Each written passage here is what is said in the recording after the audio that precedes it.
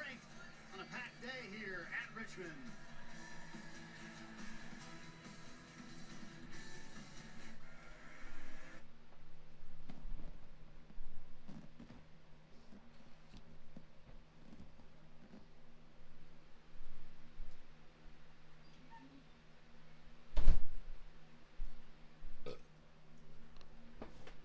Crank your engines and crank your hogs, boys and girls. Oh, shut up. You ain't that damn hot. That thing only does that if your computer's like close to getting warm. And it's like really annoying. But I like having that thing installed on my computer to get a performance boost before I start playing a game or before I start streaming or whatever. Apparently it helps. So Ozzy! Yes, Ozzy, I shut the door. What do you want me to do? While that leaderboard decides whether or not it's going to act right, I'm going to go ahead and bring YouTube up on my phone. Ozzy! And watch the race. We go to Daddy. Ozzy doesn't give a fuck about the race. All he cares about is sleeping and eating. You know, because he's a fucking cat.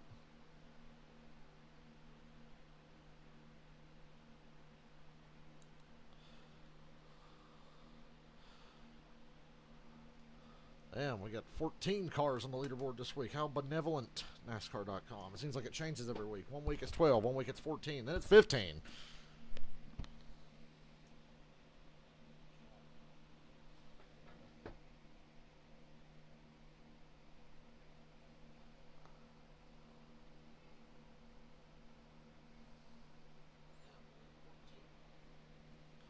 Ozzy. I hear you, buddy. I hear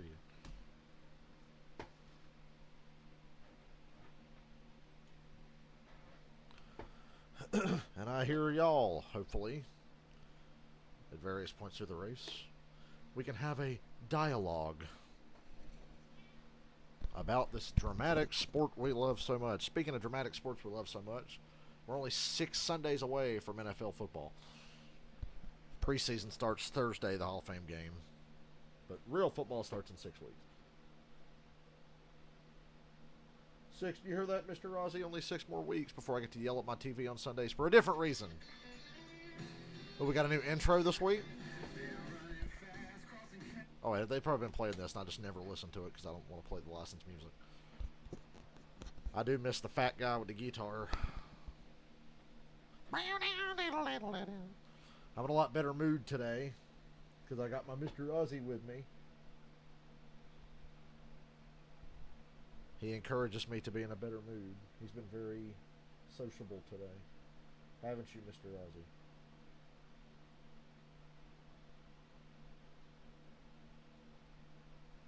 Good boy.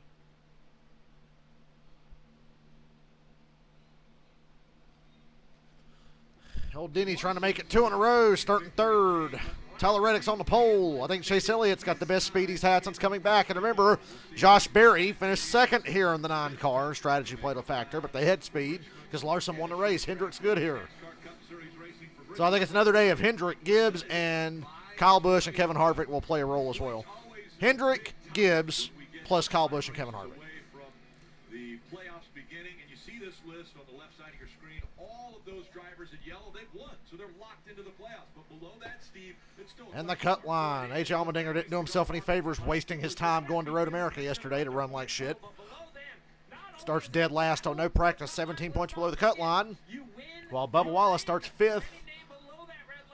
Like I said, I think Harvick, Keselowski, Buescher, they're safe, and the races are winding down. I think we got a repeat winner here today. Actually, no, I mean, maybe I'm not ready to slam dunk on the repeat winner because I like Ty Gibbs. I like Chase Elliott. I like Kevin Harvick today.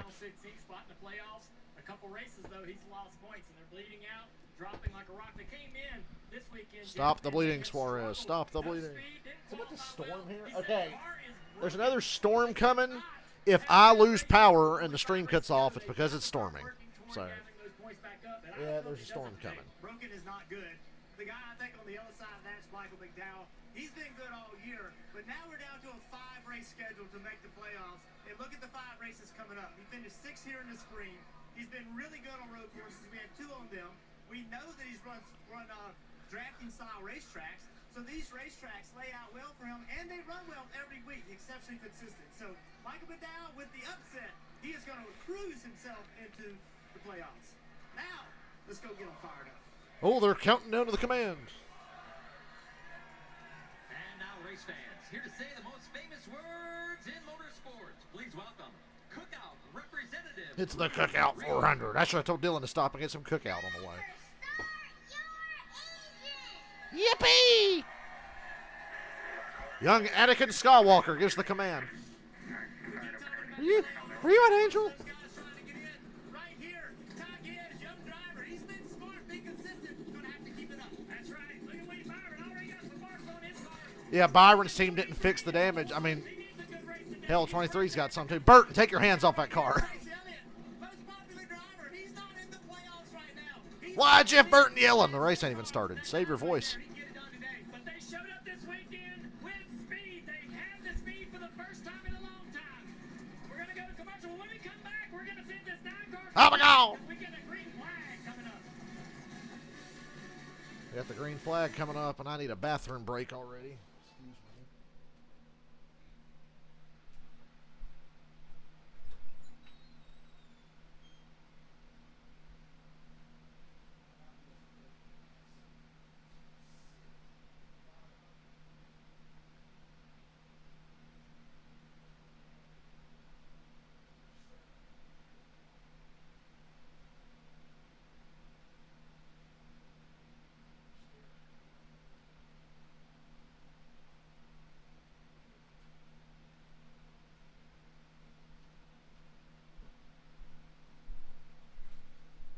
Hold off on the bathroom break. I think there's a disaster area in there at the moment.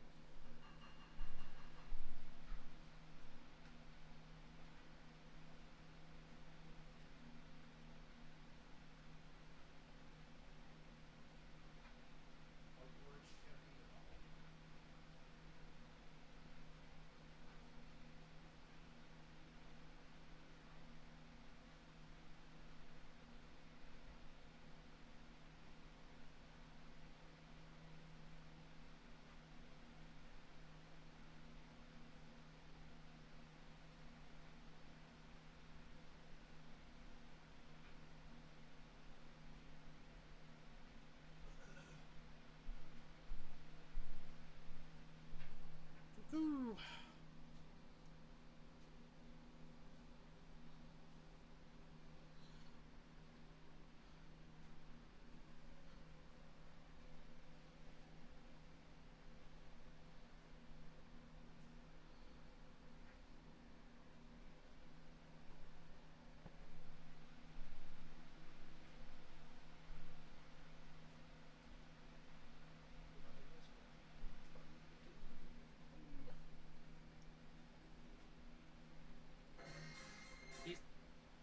Rehashing Pocono one more time. Now here comes Denny Hamlin to the inside.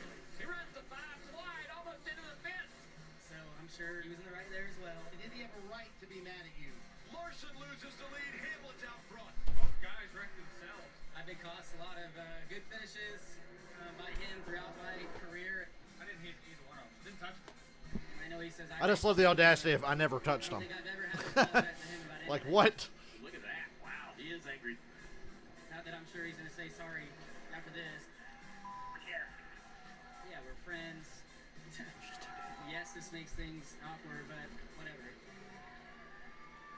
And again, that was a week ago. We're at a short track, and there's normally payback that happens. when you Cars do a are short track. rolling. The driver who wasn't involved with that, and he's probably smiling because the talk is all about other drivers, is the driver that we can talk to, Steve. Let's dial up Kyle Busch. He has a good start spot right here in the front row. Let's see. Kyle Busch always happy to not. Kyle Busch been laying low lately. That's some really bad races.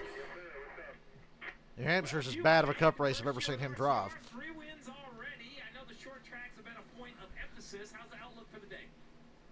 I'd say our outlook's pretty strong, qualifying second here with our ex-wheel Wallet Chevrolet. So, certainly, it's about the long run. You got to be good where it matters most, and that's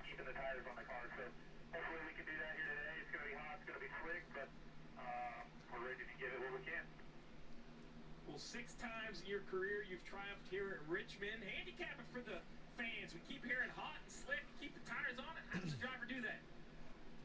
I don't know how you save tires anymore with how hard everybody has to drive. So you got to find that happy medium of where you can ride and take care of your tires when you can and make moves when you need to. So it's a hard game to play, but it's a long game, and we know that's what we got to do. Man, good luck. We'll be watching from up here. Appreciate you taking the time to talk to us and the fans. You got it, thanks. It is a long game, 400 laps for them. Let's check out the starting grid brought to you by Toyota. We see Kyle Busch, the 6-time Richmond winner, up here on the front row. 2311 RCR, Gibbs, Hendrick, 2311, Hendrick, Gibbs, Stuart Haas, JTG. Wow, it's at least a diverse top 10 in the starting lineup. A first-time winner, or perhaps a veteran making his final start. He could go to victory lane. Ty Gibbs and Kevin Harvick, 2 very good cars for practice. Dive a little deeper back in row 7. We see Kyle Larson. Oh my God, Noah Gregson qualified 12th. What? He won here in April, and he has really been the short track. How long will he stay there? I like seeing Ryan Preece in 11th, close to the front. A little bit further back, we see Austin Dillon in row 9 next to McDowell. We heard the drivers, Jeff and Junior, talking about McDowell and his current playoff run. Behind him, Ross Chastain, not the speed I was expecting. BJ McLeod qualified 19th. 21st, excuse me. Eric Almirola, this is one of his best racetracks. That was pretty damn good. The Ford camp can make a move forward. Live fast, huh? In front of that driver in row 15, Christopher And Bell. Ryan Newman's in this race. 6th or better in the last 5 Richmond races, but starting all the way back in 29th, he definitely has his work cut out for him. And then you see AJ Allmendinger to the rear. He was racing yesterday at Road America in the Xfinity Series. The official pace car for today's race is the Toyota Camry TRD out in front of the field here. Want to get a few more updates before the green flag flies. We'll start with Dylan. Rick, being able to communicate with your team, ultra important here at Richmond. That's a good crowd for Richmond, honestly. For recent crowds, that's a good crowd. He could not communicate with Alan You like Ty Gustafson Gibbs? in the pit box, so We're at a track he's raced at a couple of times already in a cup car, and they're fast. They switched to the second channel, seem to have those issues. Like I said, All good for all 4 Gibbs cars, all 3 out of 4 Hendrick cars, and Kevin Harvick and Kyle Busch. Pretty good chance they'll be good here today, but we're not lights out. We're not one of the cars, but they're going to try to maintain after their 18th starting position. His best finish here was 6th, and it came in April of this year. So they got a good thing going at Richmond. They want to keep it that way, Marty. Did you see the retardation that was the Xfinity Series race at Road America yesterday? Just mentioned it. 5 straight finishes of 6 or better here at Richmond. So I asked Adam Stevens this morning, what's up with qualifying 29th? He said that was completely on me, totally my fault. I made the wrong adjustments, sent us in a bad direction. And his message to Bell today, be very patient. Strategy will be everywhere today. Just trust me, we'll get to the front eventually. And Marty, great point. Steve, want to bring you in during the pre-race show. You mentioned strategy and differing strategies. We could see 1 stop in stage 2 and stage 3, or we could see 2 stops. Well, normally a week ago, Pocono, it was all about fuel. Forget fuel today. Stage 1's only 70 laps. That second and final stage at 160 and 170 laps. You see the fuel, 140 laps. I'm going to tell you, there's 0 chance a driver's going to go 140 laps on a set of tires. They lose so much grip. The big Richmond just needs to be 1 race a year. I think you'd see that attendance improve even more, much like we've seen with Pocono. We've seen drivers here put a set of tires on early in stage 1 we think is harmless, and that decision is what cost them a chance late in this race. We have a bunch of yellows, so strategy will be abundant. But if you get enough yellows, then it just turns into, take your antacid and try to pick when you put the tires on at the right time. The big storyline last week was, what would you do to win a race? And Denny Hamlin. What would you do for a Klondike bar? You say 15-plus cautions?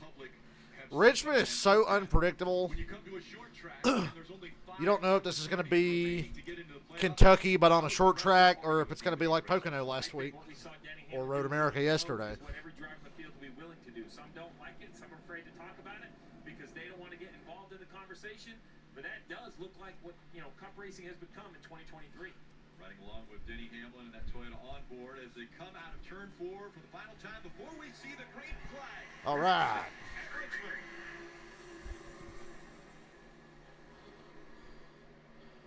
Used to be one of my favorite racetracks. Still one of my favorites to drive in the video games. 4 wide for 13th. You. Kyle Busch in that has separated himself early. 2 by 2 behind him, though. Denny Hamlin in the 11, looking already, trying to take second away from Reddick leads the first lap. Large gap forming there already. Truex didn't qualify well for his standards. Held 10th is pretty bad for him. And he's lost 7 spots. Good God, they're 4 wide again. 3 wide in front of that. 3 wide in front of that. That's all mid-pack. Good grief. Truex 3 wide and still plummeting. I would have had Truex be the heavy favorite today based on how they ran there earlier this year and how he's gotten hot since then. Didn't hear from Michael, so I don't really have a bet today. I don't know who I would have taken. He get hit by Stenhouse. Ooh, he got Stenhoused. And Truex lost like 12 spots. Actually, more than that now. Good God, he's like 24th. Stenhouse clobbered him. Stenhouse just wanted to shake up that running order before we all get strung out here.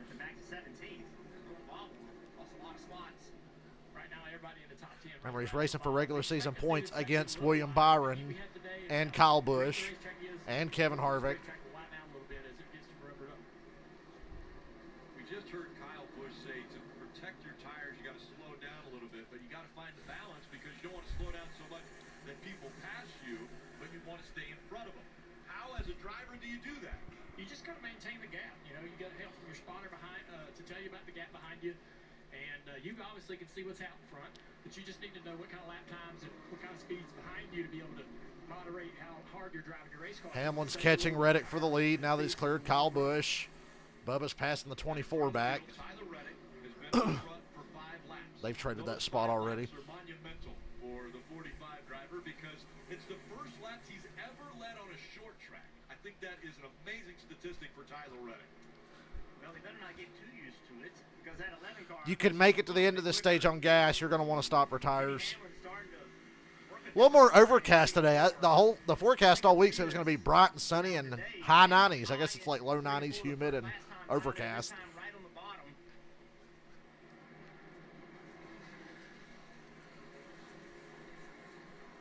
Briscoe on the outside of that 3 of Austin Dillon. That battle down on the bottom of your screen. 17th, 18th right there. 16th, 17th. The lead battle, you see 3 car lengths separating Reddick from Hamlin up front. Yeah, the 45 gets up the racetrack a little bit on the corner, exit. Then he likes that. He says, hey, I'll take that bottom. Move up off the racetrack, give you some clean air. Reddick will try to tidy up that turn 3 and 4 this time. Bye, Marty.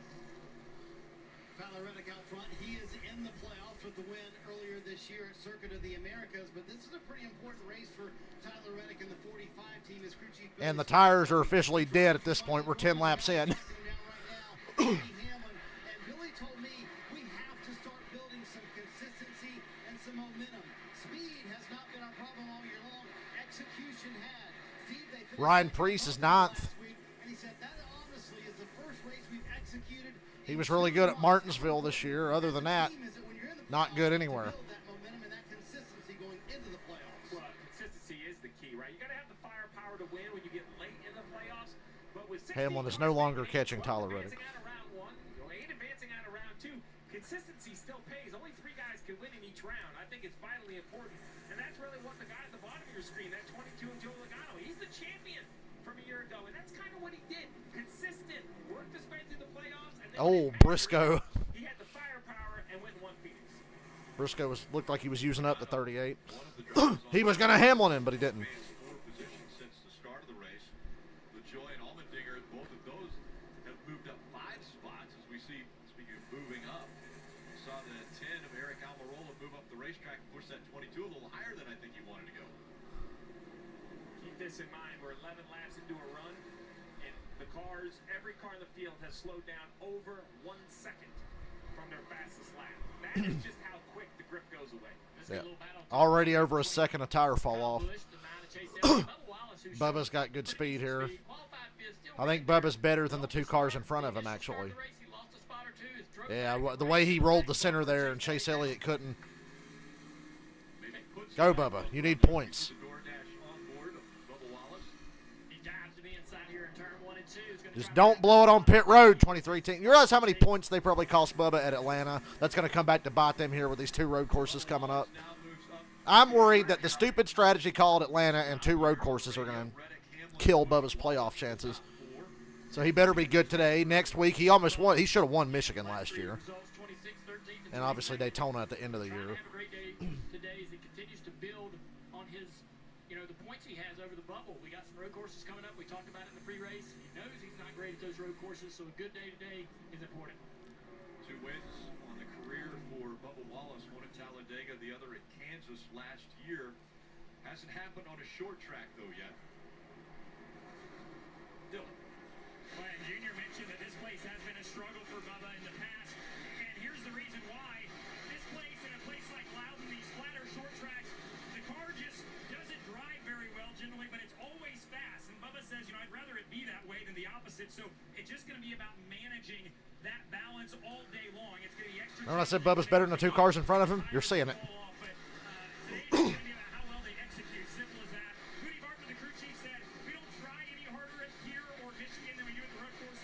I think they should. I'd put all your eggs in the Richmond, Michigan, Daytona basket. Especially Richmond and Michigan, where you can control more of what's going on. Running 6, but they were seeing things on the pit box that told them Byron was doing all the right things. The cars in front of him were doing things that were going to bring them back toward the 24. Jeff, sometimes you got to listen to that and just ride in the 24 or another car. Well, the other cars are getting worse. Well, Steve just talked about how the fall off of tires is so big here, and I think that's what you have to do. If your car's not perfect and you make those tires angry, it's going to get worse. You're going to heat those tires up, and the car's going to... Christopher Bell's 25th, Truex is 24th. You have to use patience at this racetrack. I love to hear drivers that are now appearing on the TV talk about patience. Now, Jeff, I'm going to give you credit. You always had a lot of patience. I'm going to say Jeff Burton was one of the most remarkably conservative race car drivers this side of Mark Martin. And the battle for the lead's closing up again, but we got to go to a commercial. Lapping to the 14. Oh, 3 almost took him out. Saved it. Okay, I would say Austin Dillon's car is pretty loose on exit. What do y'all think? And Truex's car is not good. But it's early. They better hit pit road quick.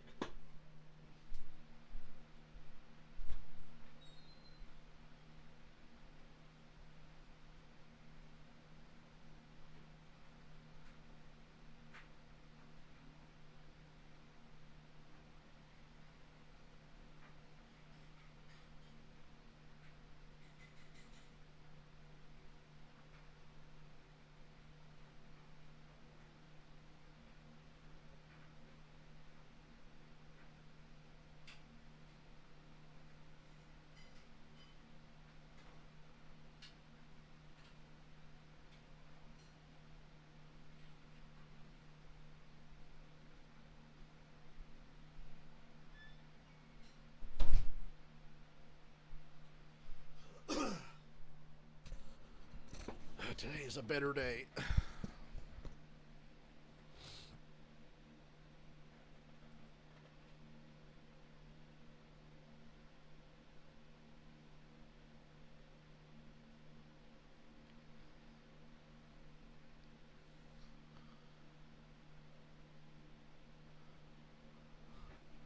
McDowell up to 12th. Keselowski 11th. Priest 9th. That's worth noting. Noah's only fallen to 14th. My God. And it must really be hard to pass here if that fucking retard can hold that spot.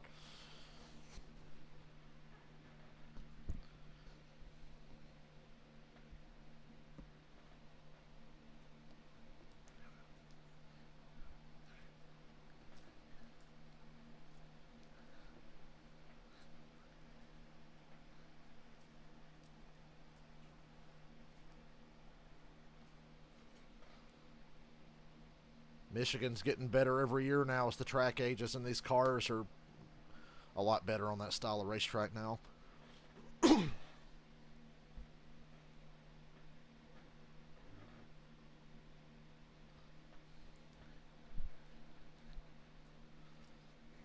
Probably less than 10 laps from some guys pitting. You don't have to go any further back than race leader Tyler Reddick. It was lap 2, 23:27 was the fastest lap. Steve, where are they now? What are they running? North of 25. We're at a 2-second fall off at this point. 2 seconds slower. 26 laps in and already 2 seconds off the fastest lap. Marty. Well, that fall off is just crazy, Rick, but it makes the racing very interesting. Let's ride on board with Denny Hamlin, thanks to Mavis Tire and Brakes. Shout out to Denny Hamlin's sponsor, Mavis Tires. Looks like it's straight out of the NASCAR 2005 Chase for the Cup career mode. But notice what Denny Hamlin is Tune in next week when he drives the Hugger Oranges truck. riding around in fifth gear. In fact, I've heard a number of spotters talk about they see a lot of cars just riding around in fifth gear and not shifting. Would that be a move to save tires? The less shifting we have, the better. I think it's a possibility that what they're trying to do is not to have so much RPM on corner exit so it doesn't spin Hamlin those rear changes his tires. lineup there. He's caught the 45. He's just trying to keep clean air and stay with him. The RPMs don't get down. Harvick passed Ty Gibbs. And as soon as Denny gets to the back bumper of the 45 car, he has to move around to be able to get an aerodynamic advantage that front splitter's trying to give him. So it's working in turn 1 and 2. We saw him gain on the back of Reddick, but the top of 3 and Hamlin's 4 better off the really corner, hard to off do. of 1 and 2. Hamlin's gotta commit further to the racetrack to have a chance at making God, look how slow they go in that center. That's good. The fall off here is great. Reddick better off of 4. Hamlin's better off of 2. It looks like they're running caution speed going into the corner. They've fallen off so much. You're late in the tire run. So much fun riding on board and listening to the throttle. All right, I mean, listen to how easy he is. They look so slow. See how much further up the Keselowski's in the top 10. He committed a little higher. Just past Stenhouse. He would gain all the way down this long straightaway. He'd be able to make that run. So we went on board. I mean, first of all, look at the temperature, 125. And he's not shifting. I think the fall off's so good, they don't have to shift. Right here. He's going to talk a lot about brakes again today. That blue knob right there, that's the brake adjuster. Turn it forward, puts more front brake in it. Turn it counterclockwise, takes front brake out of it to adjust that balance over a long run on quarter entry. He's also not shifting. That's one thing we're seeing here. He's staying in 5th. Is that fuel saving or is... Oh, you have enough fuel that that's the one tire track as a saving? driver, I'd be like, hey man, you know how I'm on you about second gas? You get a week off. But this week, you got to save tire. You're still going to save something, just not fuel. One thing to pay attention to as well, watch his throttle. He's on the straight and gets full throttle like a while after being on the front straightaway. This is one of those racetracks, believe it or not, you can actually spin the rear tires at the start-finish line. Sun's starting to come out there. Goes on, you get to about 50, 60 laps in I hope the that front. sun comes and goes and just screws everybody's handling up. No, Jeff Jr., do you feel... Hope it gets like really cloudy and then at the end of the race, bright and sunny and hot as it's been all day. I mean, if you smash the gas, do you think you're going to spin out? Are you right on that edge with these laps? No, it just feels like you're tearing the tires up, right? 34 laps in, I see 1 lap car ahead of Reddick. It's just like ripping the tire away from And the guys are tread going to start pitting as you're here, I trying to figure. spin it down a straightaway. And I think same thing in dirt racing. I'm not an expert, didn't do a lot of dirt racing, but I think you got to be careful with the throttle to be able to allow that tire to last. You can't burn it off, you can't run it too hard, and then you can't get it wheel spin, as Burton said, down the straightaway. A lot of guys will either move down the racetrack into some asphalt that's less used over the last decade and a half. They think that's actually even better for tire life as well, so we may see some people running lower on the front straightaway. Keep an eye out for that. BJ McLeod is at the back of the pack. BJ McLeod qualified 19th, and now he's going to be the first car to get lapped on lap 36. Yeah, talking about it. We got a lot of cars running either side by side or getting a little congested on this short. What I wanted to show right here is how high these cars are running. Now, these are the cars that are at the tail end of the field. But this is exactly what we saw in New Hampshire just a few weeks ago. Shout out to the back markers for widening out the groove. To the fence in turn 3 and 4, first at New Hampshire. By the end of the race, the entire field was doing it. If these cars can show speed doing this right here, the rest of the field will catch on and start picking it up as this race goes on. Good. The groove needs to widen out. A lot higher line being run by different drivers. We see the 45 has been able to get by BJ McLeod, so now 1 car is a lap down. Let's take a look right here. This is the 31 of Haley, 2 of Cindric. Oop. We're going to see this a lot. No harm, no foul, but that just shows you how easy it is to slide up. Now, these 2 cars, we talk about saving tire and doing everything right. Reddick drove away from Hamlin by a second again. So I think that's the hardest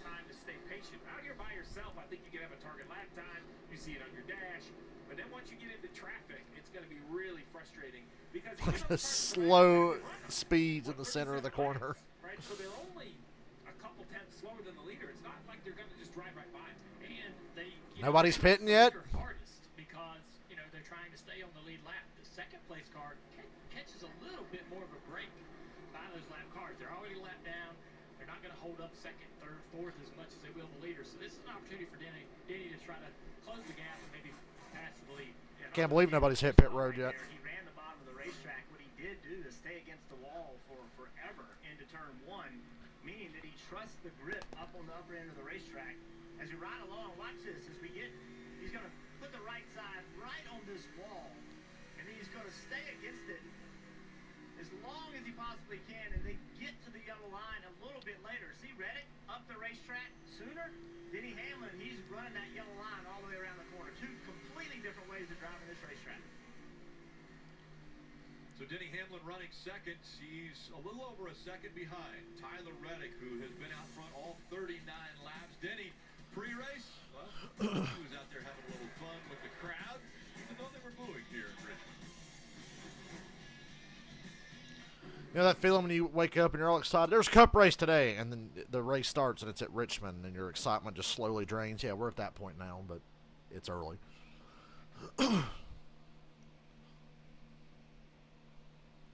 Right now, it's follow the leader. Nothing changing there. Although Harvick's picked up a couple spots. We've seen Harvick all year long at tracks like this do this. This is how he should have won Phoenix. He got screwed by a late caution at Phoenix. The way he beat the Hendrick cars late at Phoenix, he just kept picking up speed, long runs, a car here, a car there. Next thing you know, he's faster than the two best cars the whole race. Gets by them and then gets screwed by a late caution. But Harvick's the only guy saying the top 10 improving. Everybody else is staying the same, literally the same. I think Reddick's good because he's got clean air. I think Bubba's got a fast car. Chase is pretty mid. Harvick's improving the most. So I'd give the advantage to Harvick right now.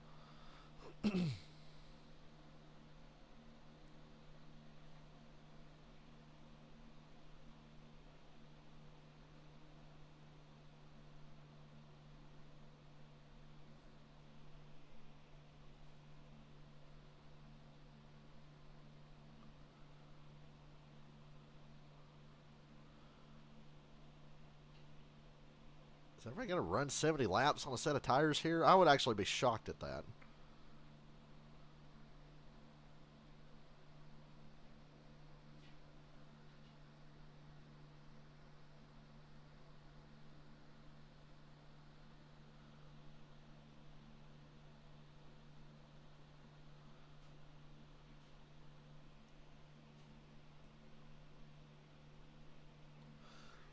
I guess if everybody does it, it makes sense, but I figured at least half the field would pit.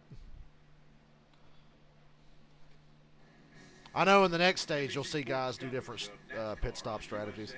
Brought to you by Toyota. Let's go places. Sonic 2 for $7 deal for limited time only. Still think if the track is bigger than 2 miles, we get rid of stage caution. Now, really, I always say get rid of stage cautions everywhere, but if the track's bigger than 2 miles, there shouldn't be any. Pocono should be treated like a road course next time we go back. Reddick and Hamlin still separated by 1.1 seconds. Then it's Heavy lap traffic now for the leader. Heavy traffic. Corey LaJoy's tail end of the lead lap. God, Corey's getting outrun by the 77. And yeah, they're talking about Harvick now because he's the only mover in the top 10 for the last 25 laps.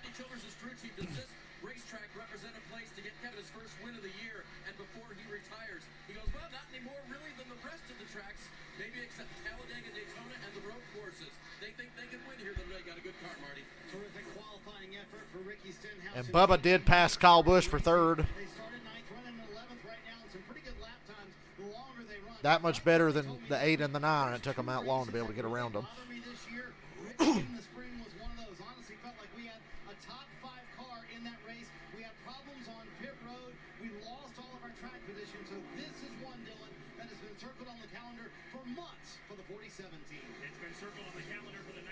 Truex will be lucky to be on the lead lap if they just run this stage out green.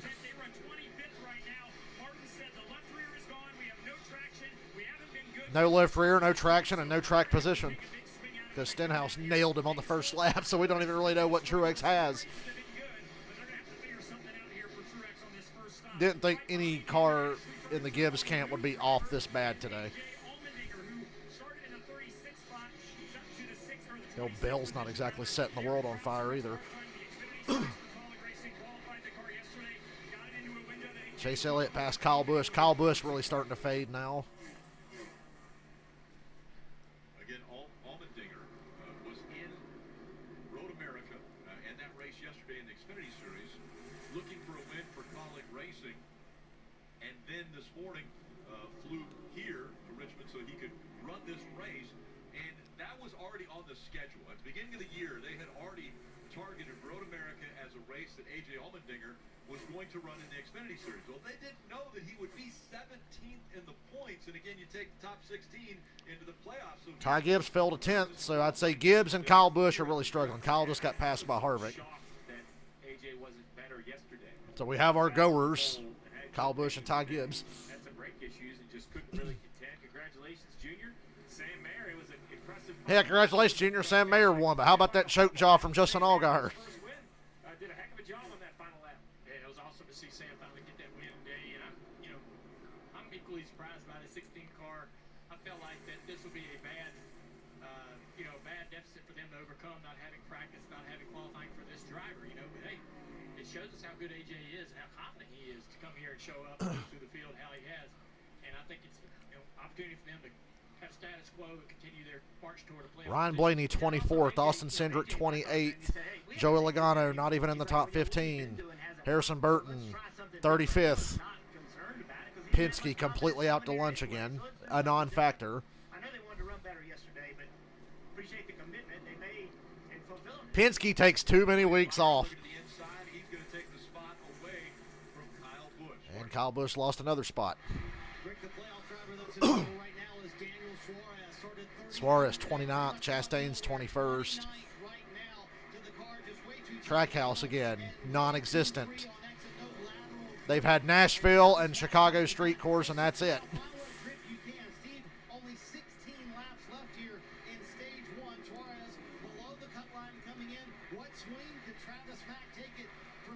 That car needs an exorcist. If you're not running 20th or better, you're just completely shit. You need help. You need weather. Because that's the leader right there. And the reason I say that, Marty, is the answer to your question changes. Right? If you go a lap down, you then can't take a big swing because you have to then pit and try to battle the cars one lap down for that free pass position. If you're the last car on the lead lap or nearly the last car on the lead lap, you could take a big swing, Marty. You could sit on pit road for an extra 20 or 30 seconds and still maybe go under the hood, adjust front ride height, something big that's going to change. Kyle Busch got passed again. Ryan Preece got by. Wow, two Stewart Haas cars in the top 10 making moves. They definitely seem a bit off, but that's daunting when you hear, hey, leader, 5 cars back, 4 cars Ryan back. Newman's last car on the lead lap in the 51. But drivers, it can't feel good when you get that information. Well, it feels Keselowski's 9th and Buescher's 18th. I'm surprised it's taken this long to get to this far back. I mean, it shows you how competitive this field is. And Reddick, when he's getting there, he's just not going by them. These are not going to be easy passes. And with 13 laps to go, they're going to put up a fight. Reddick's opened up a 2-second lead on Hamlin, even though he's in heavy traffic. Hamlin's going to be lucky to hold off Bubba for second in this stage. Bubba has a really good car. I think Bubba's got the best car in the field. I think Reddick's had clean air in the lead. I think Bubba's got the best car. And he just said, yeah, I'm cruising. And he's catching the 11. He's not even trying. I think the 23 is the best car right now. The 23 and the 4. Just Reddick's got the lead. You know how clean air is.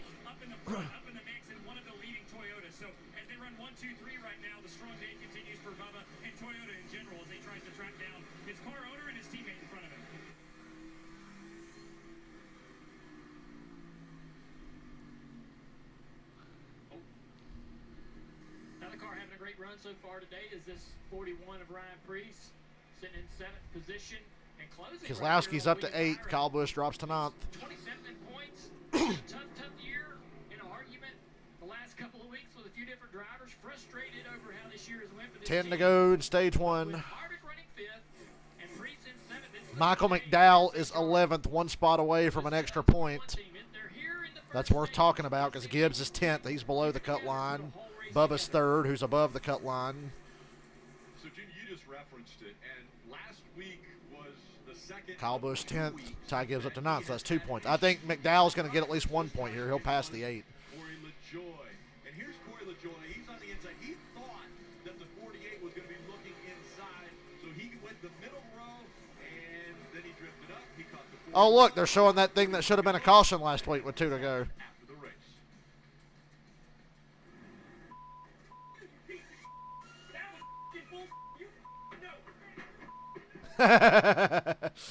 Beep, beep, beep. Ryan Priest's favorite quote the last 2 weeks is beep. 2 weeks in a row back to back. Yeah, 2 weeks in a row getting run over, but we didn't even mention Bristol this year, Worked hard for those positions. where he got Larson. Sort of toward the back of the field. It's just been a tough year for Priest. And, you know, he came in. Hamlin's struggling to get by the 15. Yeah, Bubba should get second place points here, I think. Again, this is a great opportunity for them to run well. Maybe they could put the whole race together. Dylan. He's channeled some of that frustration into a strong run so far. He told me this morning, said we've got good pace on 10-lap runs, 20-lap runs, and 30-lap runs. It all felt good, so they were optimistic. Priest is catching Byron. He's a short tracker at heart and understands kind of how to conserve his equipment and make the tires last to the end of the runs and the end of the race. I think that's going to play dividends for him here this afternoon. And it helps when they've got a good race car underneath them, which they do right now. Yeah, Priest still running up there in the top 10. He's in the 7th spot right now, and he was actually. Kyle Busch is out of the top 10. Eric Almirola's up to 10. So Almirola must have passed McDowell and Kyle Busch. Busch has started to fall. He is plummeted. Remember, he started up on the front row, and now Kyle Busch is already down outside the top 10 in that 12th spot. Big time fade for the 8 car. Randall Burnett told me this morning, yeah, we qualified well, but I'm worried about our race pace. Showing up now with 6 to go in stage 1. Here's what Kyle Busch said on the radio.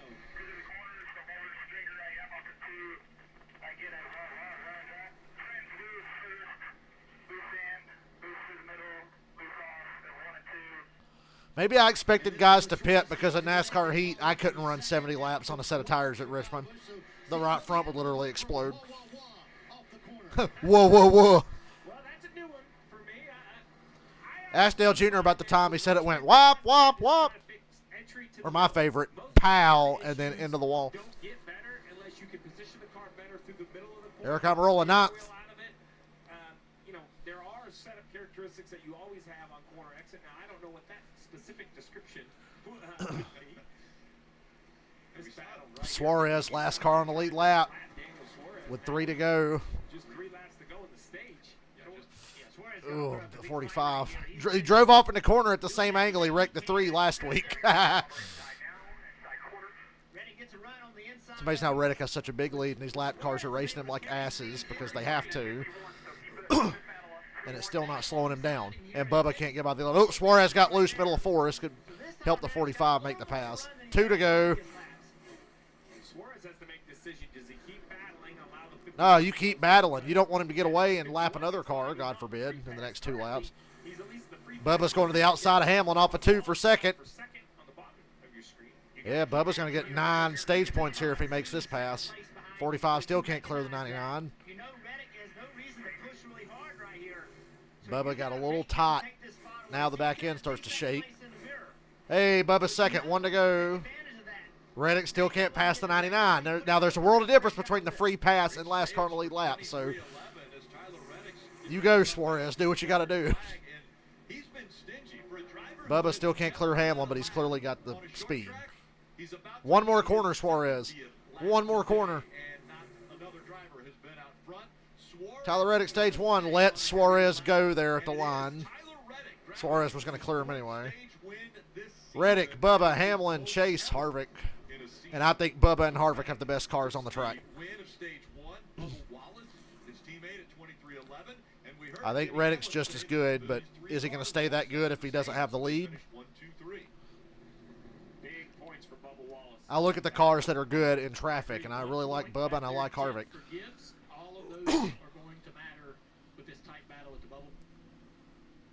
Points a big thing again as that bubble battle continues. Bubba's day is off to a great start. Into the playoffs. Well, another opportunity. Why are you talking about Bubba? Because he's above the cut line, but not by much. And McDowell didn't get stage points there. McDowell was 11th. Be right back.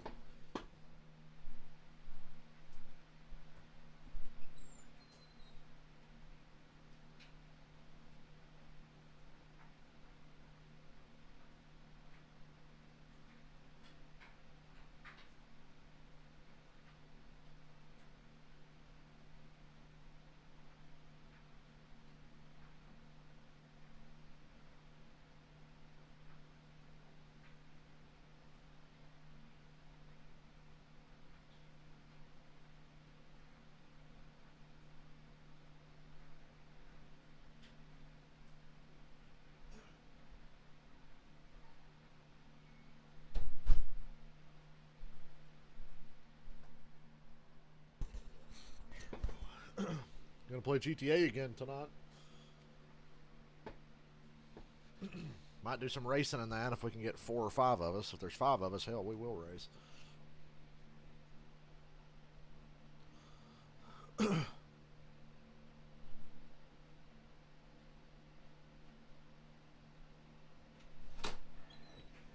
What? Oh, hey.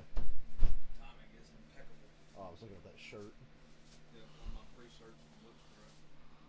Spun a big wheel and got it for free. Hey, I have power aids. I have the power. So, You have the Tim Richmond. 3 best cars: Reddick, Bubba, Harvick. Reddick's just good because he's got the lead, I think. He'll fuck it up. He fucks it up.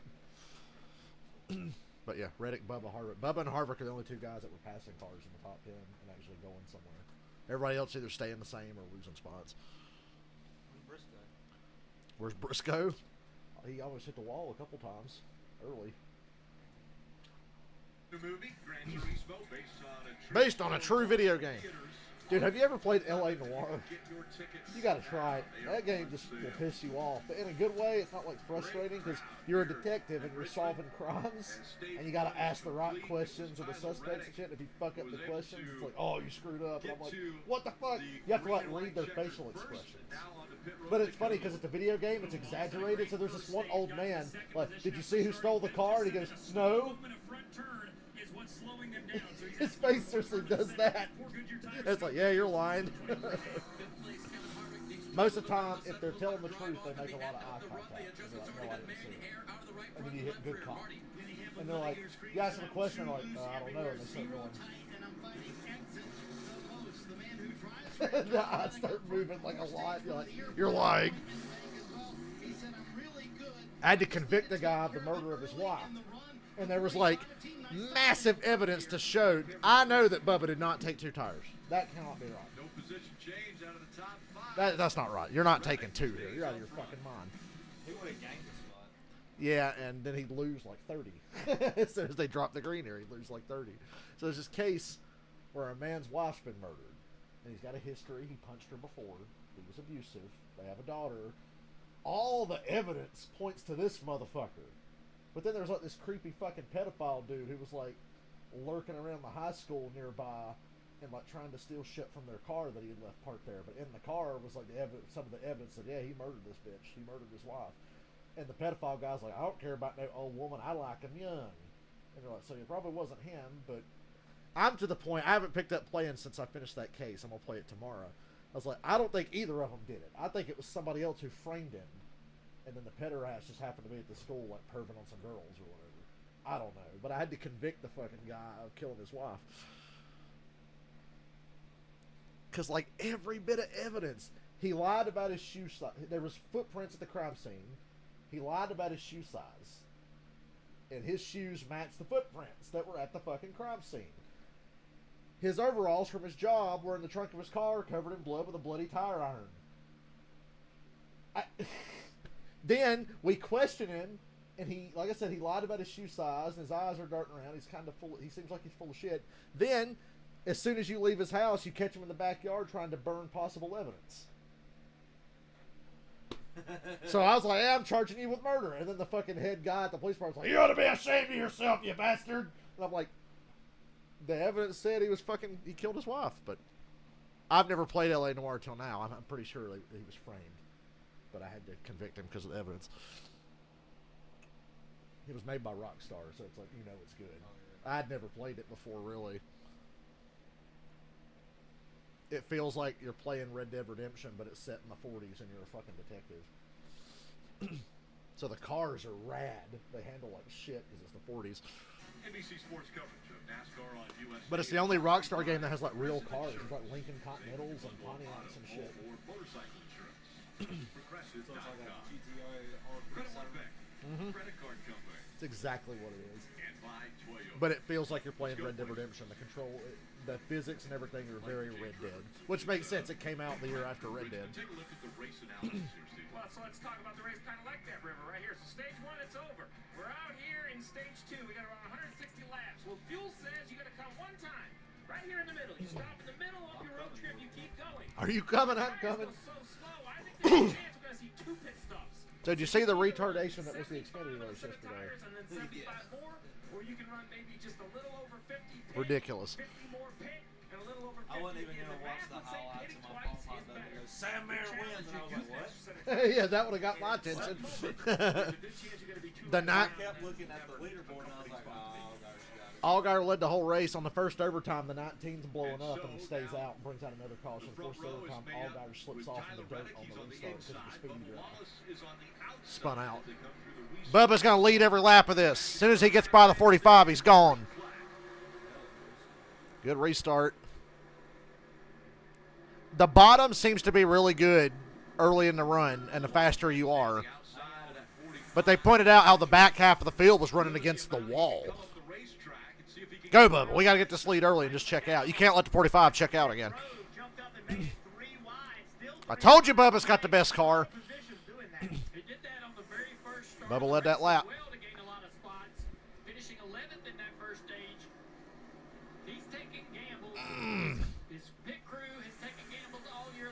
Told you he's got the best car.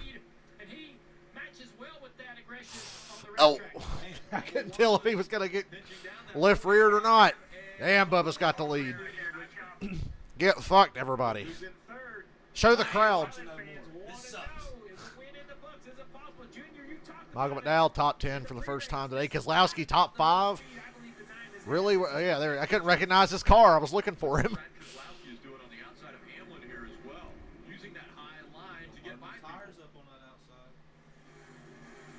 That's why I was begging for Bubba to get the lead now. Chase is third. Chase ran fourth the entire first stage. And one thing we're seeing right there, or we're listening to, is Brad Kozlowski shifting. So he went into high gear on the front straightaway, downshifted. Didn't shift in 3 and 4. Shifting changes the balance of these cars. So if you were in clean air, running along, not Brad passed Denny. when we have a free start here. When Brad drove for Penske, Richmond was his best track. That was not Talladega. So I'm not Richmond and New Hampshire. And Bubba's taking off. And Kozlowski's passing Chase Elliott easily on the outside now. I'd say the outside's come in. You could say, hey, Denny Hamlin might be sitting there riding this out, trying to save with a one-stop strategy. We know they like to go long. The Select team always goes longer than everybody. That's another thing you got to worry about here. Some guys are going to make this stage on 1 stop. A lot are going to make it on 2. I lean towards the 2-stop strategy in the stage myself. A couple of years ago, use that strategy you're talking about, running stage 2 on 1 stop to save an extra set for the end of the race. In that stage 3 a couple years ago, he spent 16 Richmond's in recent years been a long run racetrack. I'm pitting twice. So you might be right on with that. The other thing with shifting, Steve, is that this should be also a short. Although that kind of fucked Truex earlier this year. They didn't have a set of tires. And then they didn't tell him that they didn't have a set of tires. So they put old ones on. And Truex is like, what the fuck's wrong with my car? Why am I getting fast? They're like, oh, we didn't have a new set. He goes, well, thanks for fucking telling me. That's where communication's so important. We talk about driver-crew chief relationship. Well, right here, you want to make sure that the driver and the crew chief are Hey, guys, Gregson's 29th. out there abusing the rear tires. If you He qualified 11th. and if you're gonna He's run 29th short, now. don't be back here cruising, saving tires. Noah Gregson's my favorite driver. His assessment of the 11, Damn, Kyle Larson, 21st. He only got up to 14th in the first stage. Truex ain't been right since Stenhouse knocked the good out of him literally on lap 1. Truex qualified 10th and was 25th coming off turn 4.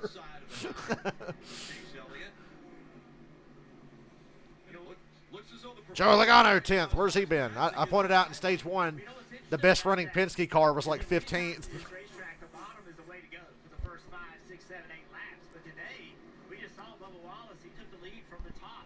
We saw, right now, we see this battle right here, the 11 car. Able to hang on the top. 4 different early in Ford the run. teams in the top 10. You would think Wow. that would get better as the tires got laps on them, running them up high. Interested to see the 9 car fighting as hard as he is on the inside here, trying to keep this position. I don't want to fight too much early in the run. Chase is not giving this away. Bubba and Kozlowski, I think, have the best cars now. Hamlin and Elliott on the outside. He's up to 3rd. And Harvick's a Hamlin long about to run take car. His will come in. Away from Elliott. Good track to have a long run car. Using that second groove, Hamlin clears the 9. Bottom of the screens, all the guys just outside the top 20. The 5 of Larson is 20th, and that's everyone else behind him. And Larson has struggled. I thought they were really fast in practice. Didn't qualify well, and the speed hasn't been there so far in the race.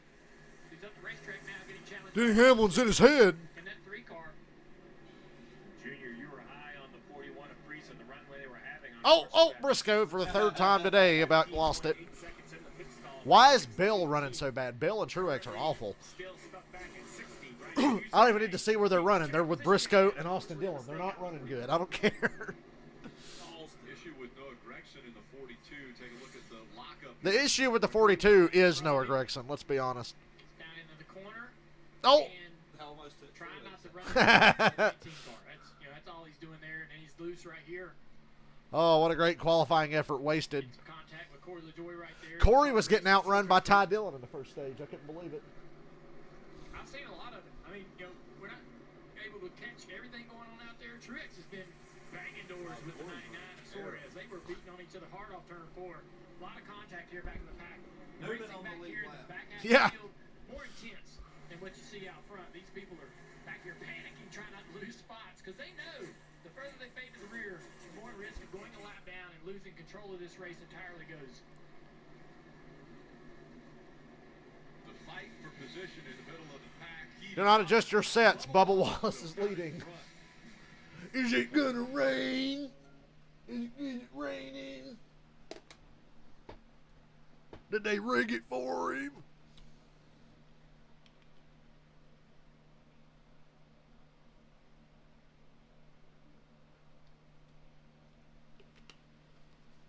You're back.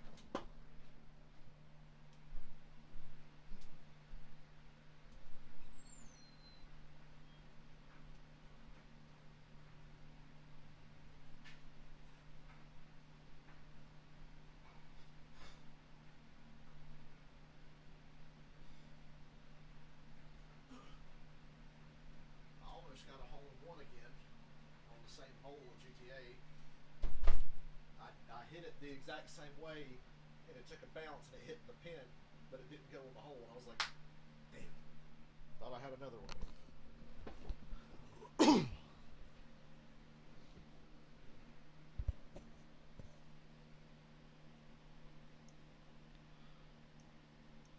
Bubba Wallace dominating a cup race. I'm sure social media today will be a pleasant place to inhabit.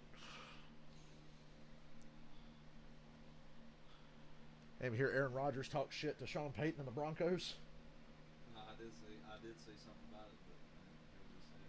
He said Sean Payton's probably the most insecure guy in the NFL to tear down Nathaniel Hackett to try to build himself up, and he needs to keep his mouth shut. Jets and Broncos play in Week 5. It was going to take something to make Jets and Broncos worth watching. I think we finally have it.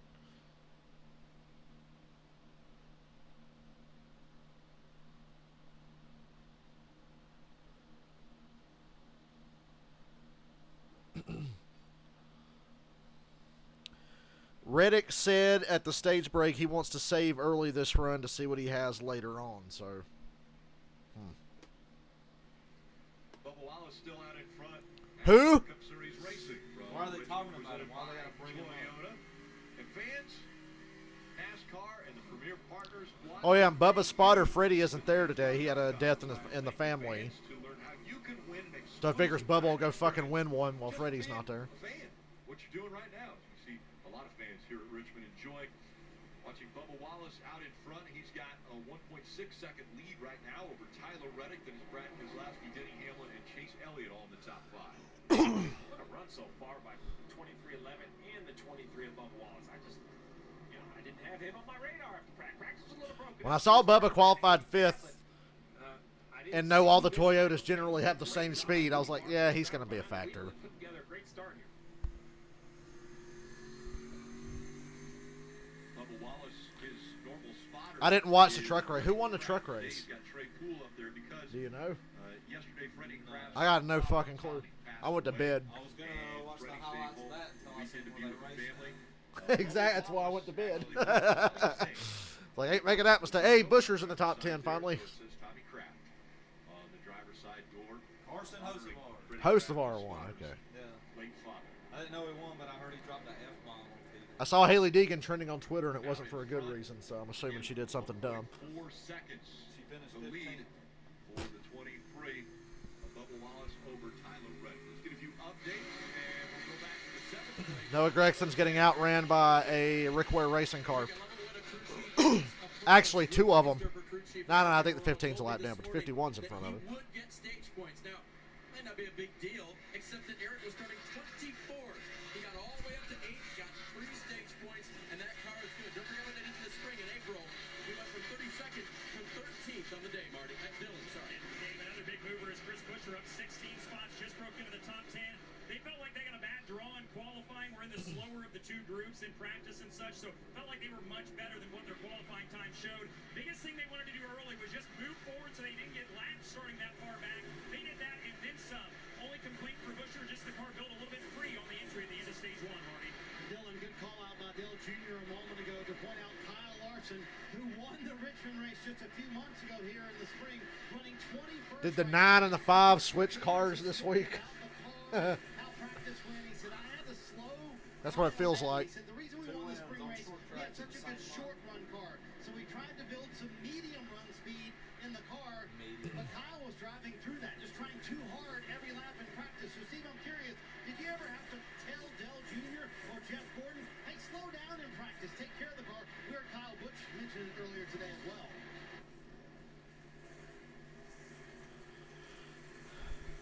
Yeah, I don't think you ever had to say that to me. Steve's mic broken or something? Practice Steve, and we'd have really good speed, and then you would you start the race pretty confident, happy with your car, but it just just doesn't always translate.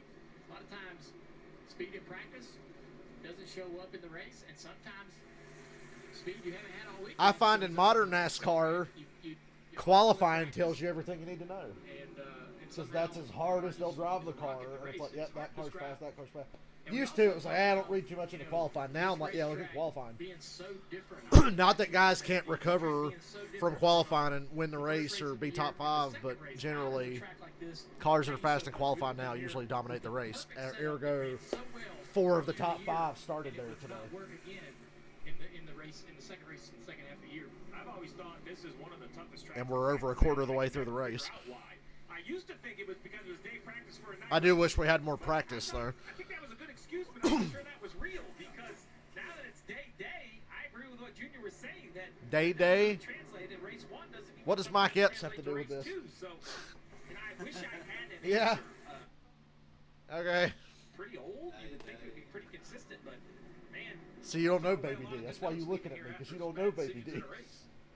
This is one of the most difficult racetracks. She know about all the snacks, all the bootleg snacks. 131 degrees, that's pretty hot. One driver that has not had a problem with the racetrack today, Joey Logano in that 22 car, started Technically. I mean, Bristol dirt. Up right now into ninth So. place. I thought in practice this car looked good. He had good long. I like how now more than ever, the distinction from a short track to a non-short track doesn't matter. These cars race the fucking same at Phoenix, Martinsville, New Hampshire, and Richmond. Tell me they fucking don't. And only Martinsville and Richmond are technically short tracks. So now when I think short tracks, like, yeah, New Hampshire and Phoenix, they race the same goddamn way they do here in Martinsville. Go argue with a wall if you disagree. Well, hey, that's Richmond, right? I mean, it really is. 1 and 2 are so radically different from each other. Entering turn 1, it's a big, long sweeper, and then you get a really tight exit off of turn 2, and 3 is opposite. It's a tight entry into 3 and a sweeper on exit. So the car is not going to drive the same in one end or the other. You as a driver have to pick, hey, this is where in the race today, right now, this is where I'm the weakest. This is what I need you to work on. Watch how slow they get in the center of the corner now because of the tire fall off. And Kyle Busch right there outside the top 10. Priest has drove back up to 11th spot. I was wondering when he made that mistake on pit road, they lost all that track position. Was at the end of the day for this Needs more RPMs. Back into a top 10. And we're about to find out which strategy some of these teams will be on. Will it be a two-stop strategy in this? Yep, I'm hungry. 6-9.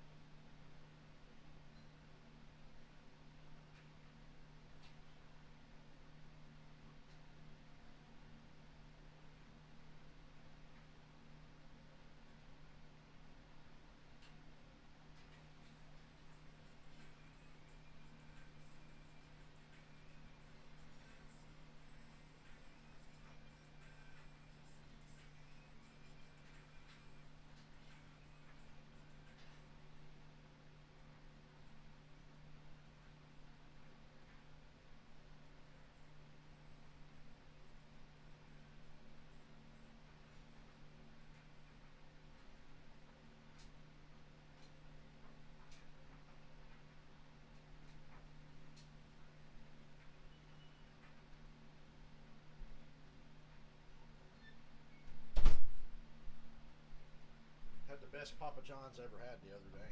I got that New Yorker again, but I got extra cheese and extra pepperoni on it. You can barely fold that shit. There was so much cheese on it. I was like, oh yeah.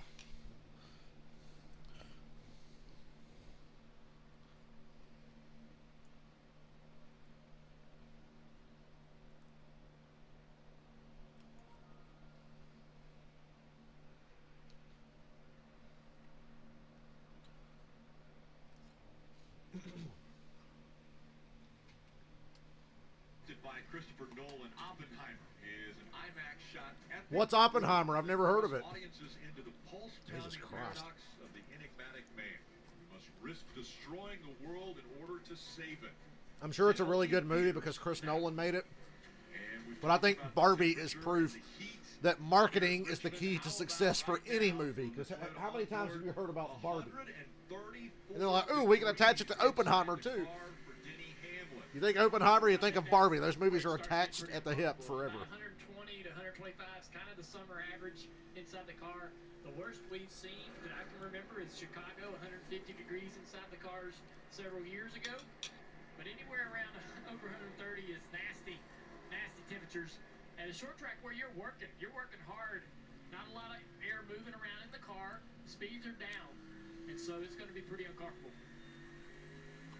Looking back from the Coke Zero Sugar on board of Chase Elliott. And Harvick right there in that 7th position behind Elliott, who's 6th. Yeah, Elliott's been in front of Harvick for several laps here, looking just about like this. The carload that has passed both of them. The 10 of Almirola moving into 5th, Dylan. So here's Ryan Preece, the first of the green flag stops and first of the front runners. This may cause some other drivers to bail and pit a little bit early. Was hearing about 10 or 15 laps away, but Preece the first to pit and get new tires. And I want to update. I mentioned that 41 was long in his box. I couldn't figure out why with a little bit more digging. And I think there was a contact from William Byron. We saw Ryan Preece first stall on pit road. Byron had a slow stop as well, lost 8 or 9 spots. I don't think he meant to, but with Preece kind of checked up to turn left, I think Byron gave him a little shot. They're saying he didn't mean to lose those spots on pit road. I'm like, yeah, no shit. In the pit stall in the end, both the 41 and the 24 lost spots on the first pit cycle. And you get ready to see why new tires matter so much as Ryan Preece is going to look like a rocket ship here. Sure, whatever's Bubba's team will decide to do will be the wrong move. Here's some more stops. Brett Keselowski said he was just a little bit too loose. Needed some more rear grip, so they'll change 4 tires as well, Marty. Tyler Reddick, when you have one of the better cars on the racetrack, you play it safe. That's what they're doing here. 2 stops in this stage for Billy Scott and Tyler Reddick. To the car, really good, just a little bit too free on exit, Dylan. I like the 2-stop strategy. I'm on board with it. The crew chief said your management of that stage 1 run was ideal. Passed when you could, but didn't force it. It's been more of the same for Wallace. He's down and away. Maybe? I thought Harvick might do the 1 stop, but they didn't. Well, I mean, he's still out there. He might. Kyle Larson radioed to Cliff Daniels and said, by so tight in the center, it's just really killing the exits of the corner. Daniels said, yep, we see it. We're going to free you up a bunch on this. Tight in the center. What's he playing? NASCAR Rivals? Steve, all these are 2-stop strategies for this stage? Yeah, everybody pitting right now with 106 laps will probably, they don't have to for fuel, but the plan would be to pit again for another set of tires. Dave. I want a nutter set. On the left rear, that's what got him back in with Brian Priest. And this time during the run, he said, keep freeing me up. This car is still tight, Marty. Kyle Busch said, I've got nothing on exit at all. And then on Channel 2, Randall Burnett told Richard Childress, I think we're just riding on the left rear stop. That's what's going on with the A-car of Kyle Busch, who's lost a lot of spots today after starting second. You see the 11 of Denny Hamlin? That is the race leader. All them fresh tires running him You don't over. see this very often. Race leader getting passed left and right. That is back to what Junior kind of predicted. The 11 looks like he's going to run long. Dale, we'll see if he panics, like if he lost too much speed. But he's going to have to run about 18 or 20 more laps for this strategy. So can we safely say it's Hamlin, Harvick, Logano, Gibbs, McDowell, Stenhouse, Bell, Blaney, and Truex? Well, there goes his race. Almirola was top 10. Here's Ross Chastain getting his service. 4-tire stop and back out onto the track for him. And when you said commitment line violation, Steve, just want to explain, all 4 tires have to be on the inside of that orange box when they enter pit road. Yeah, there's an orange box down here on the flat. We're going to see the 10 serving his penalty, doing a nice job below at that time. And what happens is it kind of slides. Were you watching in up. 2017 when a caution came out with like 7 to go? Now we have the 11 of Denny Hamlin on And pit everybody road as acts well, like they're about to with pit. the 4 of Harvick, Dave. And Logano acts like he's going to stay out. And he swerves the pit. And then Kyle Busch behind him swerves the pit. Oh, commitment line violation. Kyle Busch. Because he didn't swerve as fast as Logano. Logano faked him out and made him get a penalty. Hamlin, Harvick, Gibbs, Logano. In stage 2, just do it in 1 stop. See the lap time of everyone on new tires. So he brought Denny Hamlin down pit road. Wonder how far Now Denny's here gonna be in behind. 2 stops in stage 2 as Kevin Harvick leaves his stall. Hamlin saying the car just got way too tight. Yeah, they bailed on their 1-stop strategy. So, Rick, you talked about the penalty for the 10. So we see right here the orange box in the center of your screen. You cannot touch it. 4 tires below. No touching. The right front and right rear over it. If you touch that box and come to pit road, that's a violation. Now, a little bit of an ad for, and you see right here, Blaney in the 12 having to back A up. Cindric 10 fool. in front of him on pit lane. That's always, oh, I'm sorry, the 2. I thought it was the 12. It was the 2. There's Blaney. Cameraman immediately Man, shows those Blaney. teammates, No drive off, by the way, at the 12 of Blaney. So To show how different his car is. Cars look just a lot better. Well, to be fair, Blaney does drive literally the same paint scheme that Cindric's driving today, other times. I thought Bell might have tried to go He ran for 50 the laps, 1 stop. and now he has I think everybody's giving up on it because they see how stupid it is. We see Christopher Bell coming down pit road here, 60 laps into stage 2. Going to make it a 2-stopper as well. Adam Stevens making Truex needs to do something. the day not going how they expected as well. Always good here. Richmond has been struggling with the handling all afternoon long. And you can see on the left-hand side of your screen, there are a few that are going to try this on 1 stop. He did, didn't he? Busher's already hit, Basically, right? we're looking at over 5 cars. Busher. Uh-oh. 20 car. Yeah, Busher pit. Too fast entering, so here he comes right back down. Yeah, Busher's already pit. Been sitting around 18 Bell's spots. gonna be dead Not last. having a great day. It's just going to get a little bit worse now. But we were looking at that rundown, that order on the left of the screen, and it looks like roughly 5 or so cars are going to stick on this 1-stop strategy, at least for the time being. Bubba Wallace in second. Yeah, he already has been to pit road. He was on pit road on lap 123. Yep. McDowell at 74, Truex at 74, Suarez at lap 74. But let's remember, Truex had no track position. He had that that issue early, and you kind of got sent to the back, and he's just not been as good as we had thought. I don't know if there's damage from that contact in the left rear earlier, if the car's just not like they want. I think this is James Small thinking, you know, we're not going to drive back to the front, Junior, right? We're going to have to get lucky. A yellow, and he's in good shape, right? But yes, that's what he's going to need. But with McDowell, he's in that battle for a playoff spot, and for that team to take this gamble and be one of the very few that is actually willing to do it is not concerning for me, because this is exactly what's put them in this position to have a playoff shot. They are gamblers on top of that. McDowell and Truex are all in one stop at this stage. Points above the cutoff line, and right now McDowell is in the field here in Richmond. Unless they get a caution. Well, you remember when William Byron was on that long run thing and Denny pit and made up a whole lap on us. Yeah. But you get a caution, it's all washed away and you're just out front. Oh yeah, about 15 more laps.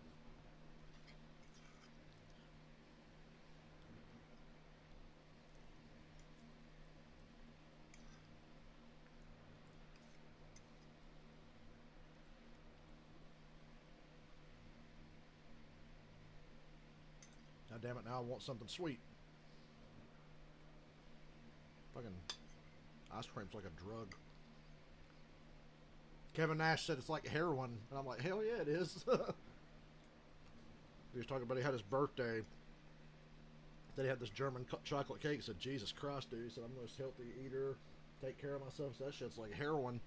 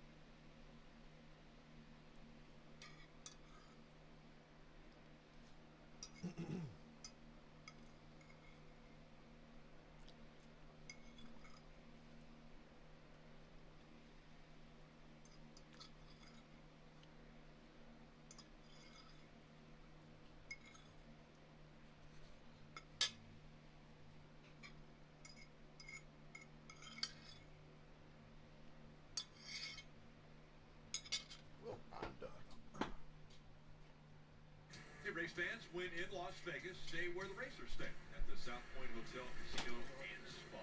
Your ultimate pit stop on the Las Vegas Strip. South Point, everything you want, all under one roof.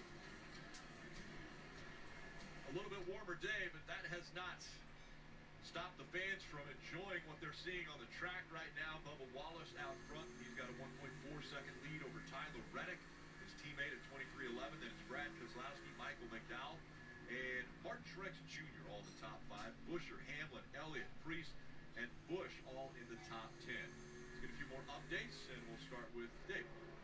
Rick, the pit cycle is now almost complete. Kevin Harvick did not have a good stop. Definitely wouldn't have been a complete week without that stop. And we got it out of the way, so we got a long, long way to go here. Not bad. Encouragement from his spotter, Tim Fedewa. Long way to go, but that was slow, Marty. That put him back further in the line. Well, Dave, for Daniel Suarez, fighting for a playoff spot, they have struggled today. In fact, before this stretch, move here to do stage 2 in one stop, they have really run higher than 25th. So there were not a lot of cards in the deck for Travis Mack to play here, Steve. What do you think about this call? Fighting for that playoff spot, as we mentioned, had to do something. I think the longest streaks I have seen watching football, the Raiders lost to the Chargers every year for like 12 years. I remember the time they beat them, it was like a big fucking deal. Like, oh my God! And the other ones, they blocked 2 punts. That was the year the Chargers had the best defense, best offense, went 9-7, missed the playoffs. And they lost to the Raiders because they had like 2 blocked punts, yeah. And then the other time was New England versus Buffalo. I don't think Buffalo beat New England for like... Steve, should he be the first one on pit Well, road of the I don't think it was a full decade. strategy I think so they that didn't he beat can them get from out like there 04 and start to moving faster laps 2011. together? Well, the struggle is at some point. And now, yeah, the Broncos and the Chiefs, ooh, that could get even uglier, I think. Sure, the Broncos can beat them once this year. Yeah, Broncos fans have been saying that for 8 years now. Those ones. That you're slower because of tires. It's this. 90% of the field has put on fresh tires. So you're out of the groove for the majority of your lap. You've never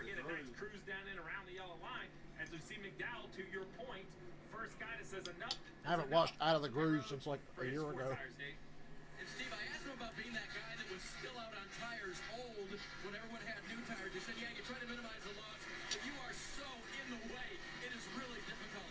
But not much complaint about the balance of the race car. Maybe just a small air pressure adjustment. He was told by his spotter, just wait, we'll be in a minute. You'll get your chance to get them all back.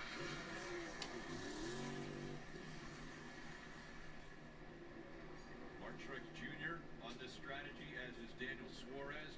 Truex Jr. is running 10th, and Suarez running 19th. We heard that radio. Ross Chastain, last car on the lead lap, 25th. It was 1 second off, but some of it is just what we're talking about, being on different strategies. The 11th of Denny Hamlin and the 4th Kevin Harvick ran a little bit longer. They ran the true math of a third, 50 laps.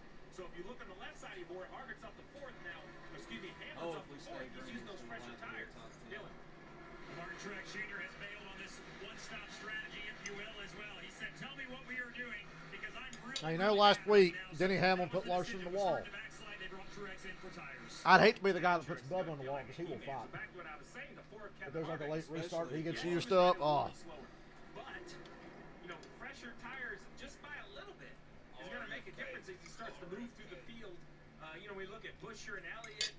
And it happens to Bubba, the same motherfuckers last week, so that was just racing. We said, oh, they're saying it was bad. We'll say, oh, this is just racing. But they were ready to lynch Denny Hamlin last week. Exact same strategy came. Both of them came on lap 128. Logano as well, just in front of them on that same Like a meth head once said to a friend of mine, I don't sleep, I wait. So one thing that makes this whole strategy work is the shape of pit road. You enter in the middle of 3 and 4, you exit in the middle of 1 and 2, so you actually don't lose as much time as you do other racetracks, because you complete half a lap on I just pit think road. if the So now roles here's were reversed, the whole entire pit world would road, be giving Larson brand shit new for tires. Now he has to try to make It's only as much because time it as was he a can, Hendrick car. yet Everybody hates stay it. patient to think you're going to run nearly 80 laps on this set of tires. So you're going to see in front of him the 20th bell. Remember, he pitted earlier and had a speeding problem. Oops. And this is what he's hoping everybody does. Hey, man, I'm going to get out of the way, give you the bottom, and get back in line. Somebody was It's in when you hit the Ricky's ear clump of before cars the that's race an issue. And said, if you "Hey, look don't want it to suck ahead, today, just there go are a to clump of Truex." cars. It's going to be all how traffic works for the 19 of Truex. Currently, Piss him off all day. only 1 lap down. He should be close to unlapping himself, even though he's a half a lap behind, as you see in the top right. I think he should be pretty close to catching the 23 before the 23 has to pit. And then right in front of him is McDowell, same strategy. And what's important also is that these drivers don't cause a caution that they do not need. This totally upsets all of that strategy if they run into the back of somebody on the old tires and get them turned around. Especially if they haven't yet to get that lap back. But you got to be patient. You got to be smart. You want these green flags to continue as the rest of the field will start to cycle back to pit road. That's a great point, Juniors. You see right there. Nearly a second faster than the leader, right? So I don't want to bore you with it, but Junior, I'm going to let you know, hey, man, we really don't need a See, the 9 team was on point. They fell to 9th. Well, 8th. Right here, he's going to get a 2-for-1 on the front stretch. Well, and honestly, it's one of the most fun times you ever had as a driver. When you had new tires on, everybody else had old tires on, you're rolling. Marty, 99 on pit road. Yeah, finally, Travis Mack brings Daniel Suarez to pit road about 2 laps ago. He said, I would like to go 5 more. He said, I'm not sure we can make that. I'm trying to make my tires last. So they have to go longer than everyone else, Steve. And the reason Travis Mack, it bears reiterating, is doing this will buy them an extra set for stage 3 later in the race. Now the question is, how far behind does Daniel Suarez come out? Well, he's currently at least 2 laps down. We'll have to wait and see what it cycles. And I like the idea of an extra set, but man, you got to be on the lead lap to use them. Look at this battle right here for second place. And right in front of the 45 is the leader, Bubba Wallace. So this is a battle for first, second, and third. The 6th, wow. A little bit quicker. Having to take that outside line is not able to make Brad scares me. He ain't been in this mode in a while. When Brad gets in this mode in the past, oh, it's going to be a shit race. Here comes Brad. And it was always at Richmond or New Hampshire. 2 of the most boring races I ever watched in my life were Richmond races that Brad Keselowski won. Very careful, and that's going to pay off on the long run. He's closing in on Bubba Wallace, and the 6th car is right there behind both of them. It's a great little battle. Some redneck. Always great battles here at this racetrack. It's the the oldest short tracks on the circuit. We've seen Some of the legends race here, as well as IndyCar. IndyCar should race at Richmond. In NASCAR have found victory. I got NASCAR for years were a lot more road courses with IndyCar, a lot more ovals. Damn. Y'all shit to watch on road courses a lot of times. I think Watkins Glen's going to be amazing.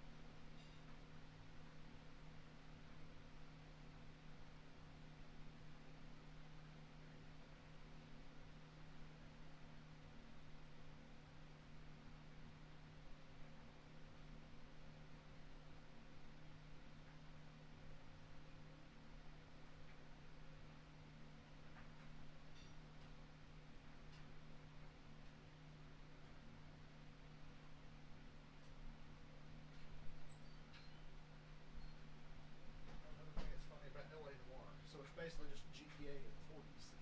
But you're a cop, and if you accidentally run over or crash into somebody, you get in trouble. So there's like a couple missions like, oh, that guy's getting away, we gotta chase him down. You're like driving, trying not to hit people on the sidewalk, trying not to crash into everybody. You're like, wait, I'm a good guy. But in GTA, when you're chasing somebody, you're just driving through everything and everybody. If there's like a person on the sidewalk, you just run them over. But LA Noire, you're like, nope, don't wanna. I'm trying to be good. Things are heating up for second right now between Keselowski and Reddick in the NASCAR Cup Series. Keselowski passed Reddick. Toyota. Keselowski kind of stole Harvick's thunder. I thought early in the race this would be Harvick. It's Keselowski. So I'll switch it. Bubba and Keselowski have the best cars. Sponsor, it's his school. Offering more than 700 flexible, affordable degree programs online and on campus. You can get your future on track. And Buscher's fifth. Liberty.edu. RFK is increasing their chances of winning. 2 in the top 5.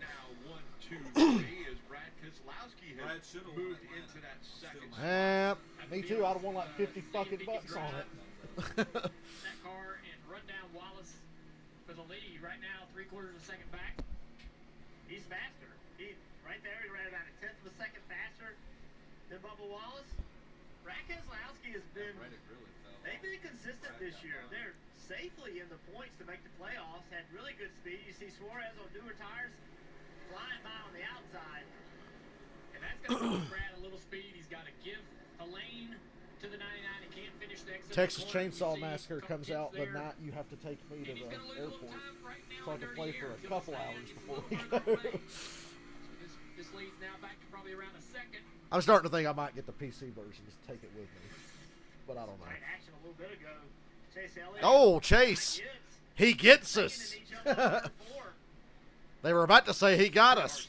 Yeah, I think Ty believed Chase would be down on the yellow line. Chase up a little bit. Ty turns. Yeah, Ty kind of came down on him, so it's not really Chase. In the words of Dale Jr., what's wrong, motherfucker? Can't you fucking see? That clip became viral this week. I saw it all over Twitter. It was Junior in 2011. It's when they were doing the 2-car tandems, and he had a radio to talk to Jimmy Johnson. And he goes, okay, Jimmy. Oh! And the 78 Regan Smith comes across, and Junior goes, what's wrong, motherfucker? Can't you fucking see? All right, Jimmy. Oh, shit.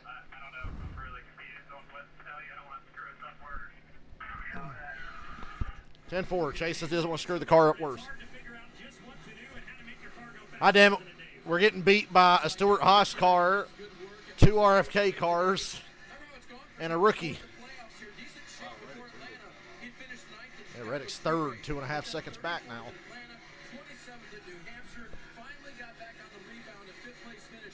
Look at that cut line. Yep. If we can just maintain today, we'll be happy with that moving on to Michigan. The huge gap from 15th to 16th is what fucks me up. Because there's like 100 points, 109 points between Busher and McDowell. Running in that ninth position. Yeah, what's going to fuck all of that when Bubba Talked to him the day before the race. He said he's trying to. Yeah. And then it's like, oh, now the gap's 130 Pattern points. himself after Truex in terms Playoffs of pretty his much attitude set. about these are long seasons, tough grinds, and he's in the middle of the battle trying to gain the points he needs to get to the playoffs, and he's trying not to get too high, trying not to get too low depending on the performance of the car. Really leaning on teammate Truex in terms of trying to manage his. Can't lean on Truex for much today. That's a 20-year-old listening to a 43-year-old who has a lot of experience in this sport and at this level. I want to take a look at the Toyota driver update. As you see, Bubba Wallace, he's up front, and this is the most laps Bubba Bill's fell off lately. in a race in his career. So already 78 laps led, and that's tying Tyler Reddick for the most laps led. But Bubba Wallace going to continue with that number. Right behind the 23 is the 19 and the 34 coming to unlap themselves, Dave. Here we go, 59 to go on the stage. Ty Gibbs pits. We did at this point twice on pit road during this one, Dylan. Alex Bowman also set to come down pit road. Alex has been quiet on the radio. They made an adjustment on this stop just to try to get the 48 a little bit Good better. comment, too. 'Cause everybody else is like, Steve, is this early? I mean, Well, almost but 60 this, laps to go. yeah, but I mean, this is 50 on this set of tires. They ran short. I don't know if They it came never 5 or 6 laps short of what I would consider the first pit stop. Now you're kind of committed to that. Everybody asks what's working, 1 or 2 laps. Well, the 19 and the 30. I think Brad's going to win the stage. A mark for those cars. And here's the 6 of Keselowski, Dylan. Bubba will probably pit fairly quickly here. Matt McCall said we're slowly chipping away at our progress all year. It's hard to see sometimes, but I think we're seeing all the hard work pay off. Yeah, there you go. Here comes Bubba. Here's Bubba Wallace in as well. Don't fuck it up. He just said that he's been getting Man, he looked real fast coming in. Is that just me? snappy as well to make an adjustment. 4 tires and fuel for the race leader. Come on. God damn it. Slow stop for Bubba. Yep. Right on the money. Brad's going to win the stage. This thing up. This is going to be at least a second, maybe 2 seconds slower than a normal pit stop for Bubba. He might cycle through 3rd or 4th. I can get it back. And does he drive frustrated, knowing that that was a longer stop? Luckily, that happened under green. I mean, if it happens under yellow, we lose dozens of spots. yeah, it is. Under green, he's just used a lot of time on the racetrack. Probably just a few Oh, yeah. Brad's going to have a big old lead here. Son of a bitch. That stop cost him a full straightaway. I mean, it's a ton of track position. Well, we don't know if the other guys are going to have clean stops yet. They can clean that up a little bit. A little bit of a slow stop the first time. Balance not horrible for the 4 car. Kevin will bring it in, Marty. Chase Elliott leading his stall in an interesting conversation for Tyler Reddick on his radio a moment ago. They kind of talked about the strategy of everybody else in the field, Dave. And then Billy Scott told Tyler Reddick, we're going to do something. I went back. I saw on Twitter, somebody just posted it was a random restart at Watkins Glen from 2018, and the cars were all bright and shiny. And I was like, oh, yeah, it's because now there's not a single car out there that's painted. It's all decals. But just the difference. Go back and look at a race from 2018. There's like sparkly cars and shit. And now everybody's just dull, no paint. The Hendrick cars looked amazing because Chase was driving that Sun Energy car. It was like shiny blue. Yeah, that was the one. And Kyle Busch had like a bright green M&M's car.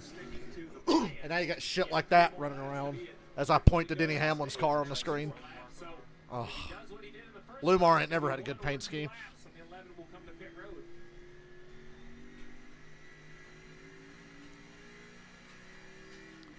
Bubba. Well, Reddick ain't pitted yet. Or has he? Oh, he did. Huh? He said they were doing a different strategy. Bubba had a big gap. So like, I was right. I said he'd be like 3rd or 4th. He's going to be 3rd.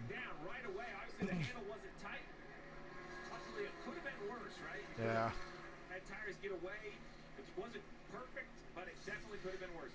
It basically just turned into one of them Pocono pit stops where you had to wait on gas if you were some guys that ran longer. So he didn't lose that much. Did you know that pit road used to be the front stretch? Because Richmond used to be a half mile. doing his pit stall, he said, I feel like, the car is the same thing as all Yeah. day long. Used to be a half mile, used to be good, used to be at night, used to sell tickets. Struggled to point the car correctly. Used to be one of the highlights of the year when it was the last race of the regular season. Momentum on the backstretch. You saw that wedge adjustment trying to make that car It used to be. superior for Denny Hamlin. His teammate Chris Fredette Still like driving it in the video games. as well. His car too tight in the center. Also trying to regain all that track position after qualifying Petition. yesterday here at Richmond. Bubba Wallace's stop, we mentioned it was slower. It was a little over 15 seconds. Be third. Making pit stops in 10 to 9 seconds. Yeah, so that. Brad has sorry, 5 Junior. seconds. Go ahead. So right here's the battle for the lead. This is all the cycle is now complete. This is one of those weeks where NASCAR's going to go, look at these passing stats we have. Man, that just proves how good this car is. Like, yeah, because everybody's like on fucked up strategies. I believe the strategy is going to be difficult to pan out for Truex. I think Bush is third, right? He's in real trouble. Yeah. Losing a lot Because of time. Lowski, Reddick, Busher, Bubba, Lowski and the rest of the field Ty out of Gibbs third fifth. with 48 laps to go, whether they can actually stay on the lead lap. Well, the 19 Hamlin lost a 26, bunch. To your point, right now they've lapped all the way up to 20 seconds, so I struggle to see Truex staying on the lead lap, even though he may. Can Brett Keselowski turn back the clock and be relevant again? Looks like it. That whole team's doing great things. When are you going to hit the dude up about our Bristol tickets? Oh no, I was thinking about that yesterday. Yeah. Which, I mean, Darlington's before then, so we really got to hit him up for Darlington. But I've been thinking about Bristol because I know, well, we're doing a weekend at Darlington and Bristol, so. I was just thinking ahead to Bristol because I know Junior's in the Xfinity race, and the Xfinity race is really good. You see what one of the shit posters said? Somebody in this NASCAR race community posted a picture of Truex and his new girlfriend. It says, Martin's got his girl with him again, and she has a hard card. Guess he's moved on. And one of the shit posters, yeah, that's because her hair's real. Going to hell. Just like I am for laughing. But that's okay.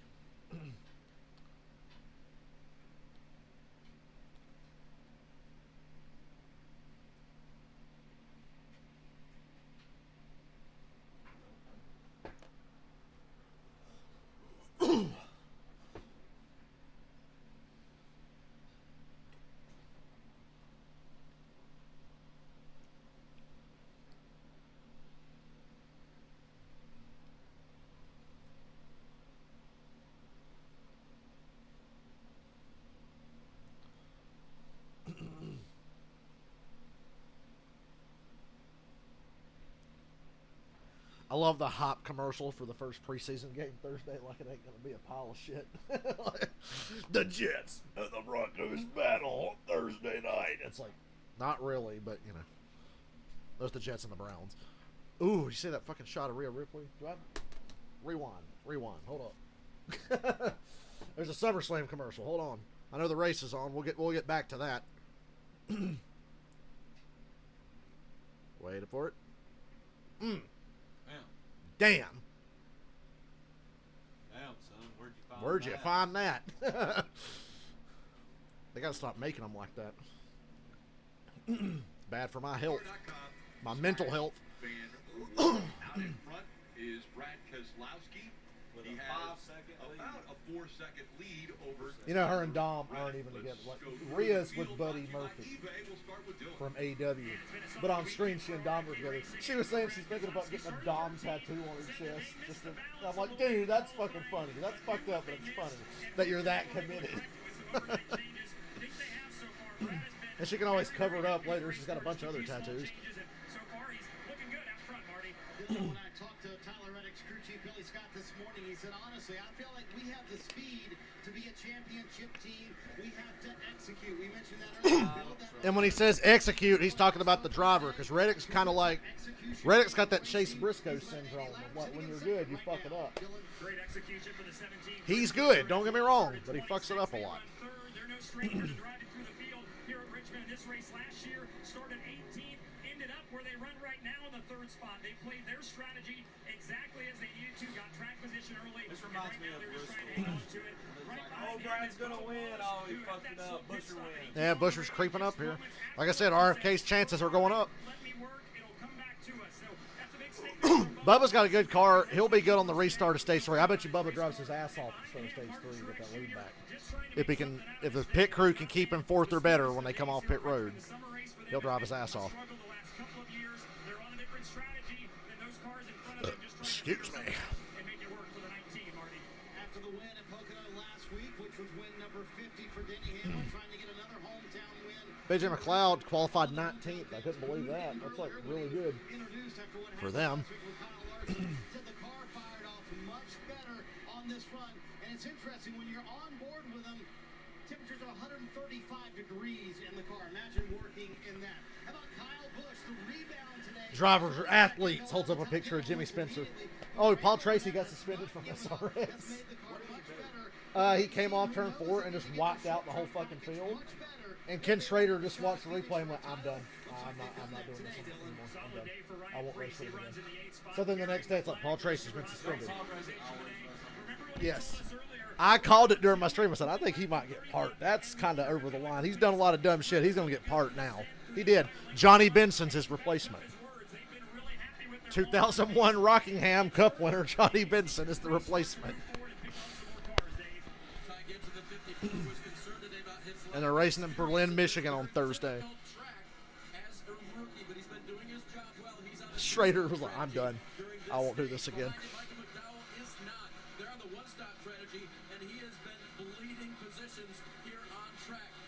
Connor Daly was ripping Paul Tracy a new asshole in the booth. That shit was funny. That's a great update, Dave, on McDowell, and you are right. Truex has found some speed and trying to make this work. I was worried about losing perhaps 2 laps, anything but. He's a half a second or 3/4 of a second faster than McDowell. So what Dave just reported is exactly right. Truex, major improvement. It's not a winning strategy, but it's going to be a gain for Truex. But he already lost a lot of track position. McDowell, though, Jr. is bleeding points and bleeding positions quickly. Mark Truex Jr., 6-time. Keselowski's got a 5-second lead. Ooh, Lord. Welcome to Richmond.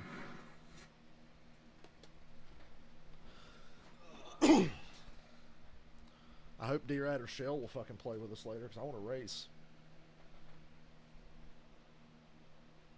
And I want to try that Vespucci job with the helicopters.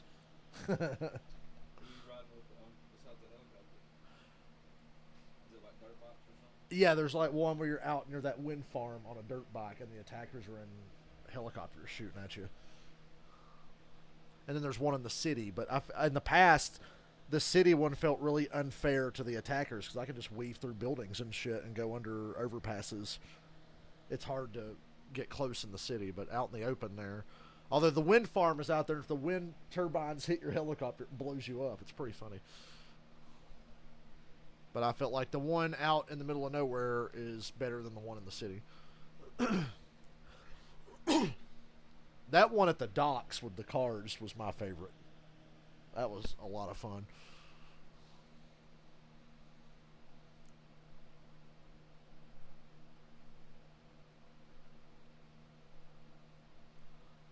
What is up with Blaney and Chastain? Why do they suck today?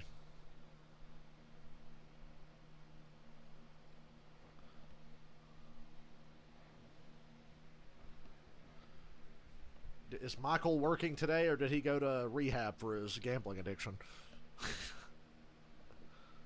I ain't heard from him in a while.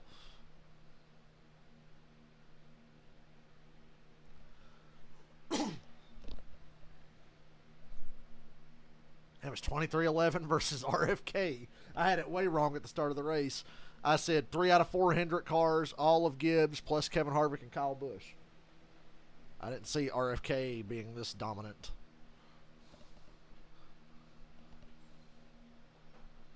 Bit of a curveball there. Oh no, Chase Elliott's behind Alex Bowman now.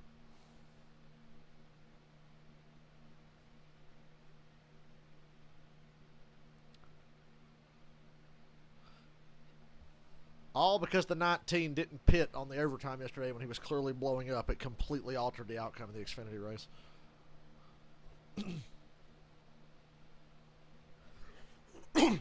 There's not a truck race at Michigan, is there? building the next If there's not, that's a goddamn US shame. Navy submarines means stable, sustaining jobs across the country. If you want to work with purpose, we're looking. We all live in a built submarine. Built Training submarine. and opportunities. You know, our Build upgrade racing, submarines so we can go their efforts are helping support into the the mission to water. recruit, I want to go see the Titanic. train, develop, and retain that vital 6.5 workforce that second will build the Navy's next generation. Bubba's getting of one of his spots submarines back, it as we appears. see the 11 Trying to. going by the 23, so Denny Hamlin Well, never mind, he lost to one. the 4th spot. Busher Reddick in front of him. How far do you think he can go before the end of stage 2? I think Hamlin's going to get all the way to second at the current pace. There's 7 or 8 laps, fresher tires, and Busher and Reddick. Remember, when we talk about splitting the stage up, Gabehart very disciplined. He's going to run an even amount on every set of tires, and I think that's showing up right here at the pace of this 11. Now, unfortunately for him, you know what beats good strategy? A really fast car, and that's what Brad Keselowski has right now. We can talk a lot about strategy, but I mean he's got a 6-second lead over Reddick. Brad Keselowski's super impressive. Marty, what are you hearing about that 11 car? Yeah, to your point, very disciplined Brad race took called so far Truex's by spot. Chris Gabehart. So going with the 2 stops and sticking to his plan. Denny Hamlin getting the work done inside the car as well, even though it is warm. He did radio to Gabehart a moment ago, so the car fired off much better. And I think that's what we're seeing as much as anything, Steve. I think this 11 car feels like they can certainly keep up and compete with the 6 car. They haven't had the handling right all day long, and so maybe right now we'll see how far he can get on this run. Well, I think it's the same for his teammate of Truex. I mentioned that he had found some pace. Well, Truex has only fallen back to 8th. And I say only because he has 25 lap older tires, and he's only a couple tenths of a second off of these guys. So we're going to see if Hamlin and Truex can make it. Remember, second stage, we've covered a lot. But this is really just a dress rehearsal, Rick. The final race is 170 laps. We're going to have to do this all over again. Well, and you've talked a lot about strategy, Steve. How often and ever have you seen? Good news is a Richmond race is going to be over pretty quickly if it stays this way. For a stage like last fall, or excuse me, in the spring, this last race, there were 8 cautions. There's only been 1 caution right now, and that's because the stage ended, stage 1. Well, I think the spring's actually the anomaly. Green flag runs here at Richmond have become very, very, very consistent. We've seen a lot of them in stage 2 and stage 3. Remember that and shit? why you're seeing Was it these Bristol? calls, No, it was Martinsville. The short track that thinks it's a super speedway. This is the short track that thinks it's Kentucky. It's Kentucky with tire wear. Kentucky with intense tire wear, so it's still really good compared to Kentucky. Meaning the lead, Keselowski up there by 6 some seconds, but you can get to second. Go get it. So I think they can get all the way up to second here by the end of Make it a short track, yeah. And the teammates obviously have tied. Thank God we didn't give Iowa a cup race like we used to think was going to happen, right? Is trying to work on his craft, but he can't do Iowa's the same worse than things they're Richmond. doing. The initial goal that they're doing that I'm trying to do, I just spin the tires there. Yeah, initial goal there because I've been spinning. Well, does his voice sound like that? Right here. I just spin them. Initial throttle. He spins Is the Jesus tires. going to carry that race car? Yeah, that's one thing, Junior, as a driver, you get this information from the team. Hey, your teammates are doing Woo, this. at least they're consistent. And you're like, okay, that's great. Kyle Larson just got lapped legitimately by a Roush car. All right, listen, I'm trying to do it. I know you're giving me the data. Roush is throwing it back to fucking 2005 with this performance. I need you to make an adjustment. So Ty Gibbs, Dude, I'm old enough to remember 2004. No, it was like 2002 to 2007.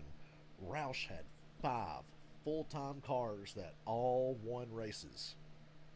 Like Biffle, Kenseth, and Mark Martin in particular were kick ass. Biffle in 2005, I can't believe he didn't get close to the championship. Roush was a 5-car team, better than Hendrick.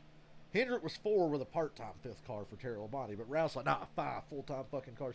They were the reason NASCAR said, okay, you've got a monopoly, 4 cars for everybody, and that's it.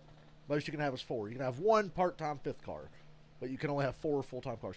Now we hate that now because, dude, if Hendrick could have more than 4 cars, they would have 5. Same for Gibbs, and there would be at least 2 more good seats in the Cup Series for drivers who are trying to come up. So now we hate that. We're like, God, let them have more than 4 cars. Fuck. Of course, teams found a way around that. Oh, we've got 4 cars, or like Penske. Well, we've got 3 cars, but the 21 is basically ours too. And Hendrick used to have that a lot. Hendrick was like, yeah, we've got our cars and Stuart Haas. So Hendrick had like 7 cars. Or like Gibbs 2311. Yeah, that's exactly what the fuck they're doing. So, yeah, there's a way around it. Just somebody else has to pay your money, which is nice for you if you're Joe Gibbs. You know how they priced Furniture Row Racing out of business and Truex started stomping their ass. It's like, yeah, I think we'll price you out of business because I want your driver.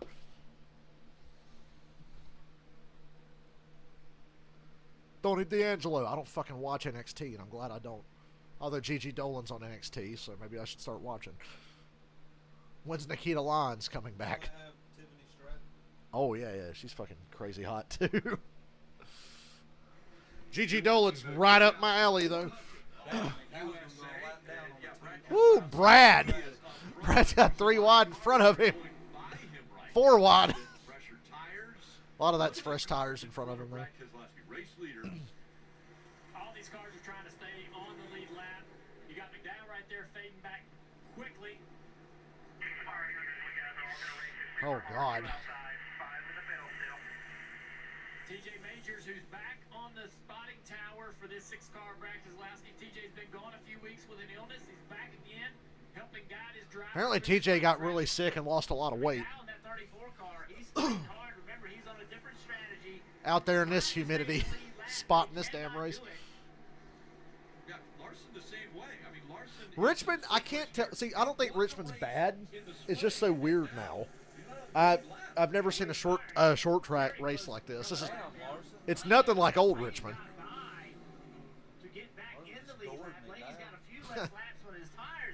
Well, then he deserved what happened last week. I really just want to see if he's going to do anything. Try to race him hard, make it difficult for that pass to happen, but I don't believe he can do it right there in the middle of the corner. Brad rolls forward. I think it'd be funny with like 15 to go, then he's got like a 3-second lead. Goes to lap Larson. Mark Martin made this 6-car famous. Over 30 wins driving that thing. He was the man. He was so good. A Hall of Famer. It's great to see that car back. Who was the last man to win in the 6-car? David Brady. Yes! You get a toaster.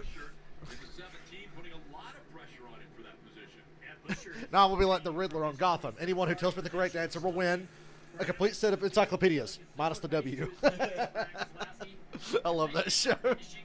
A complete set of encyclopedias, minus the W. What this team has overcome over the last 5 years, if not more.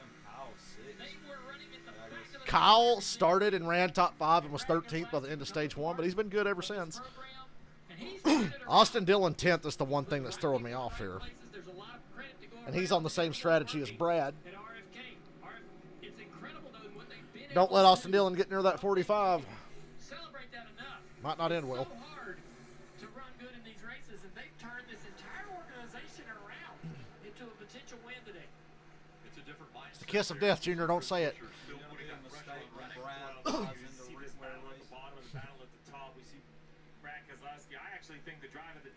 Keselowski's going to monopolize Rick Ware Racing. He's going to get one of their charters and make RFK a 3-car team again. I know they have an alliance with Front Row. Which I've heard Michael McDowell's not going to do with him anyway. There's no one around him.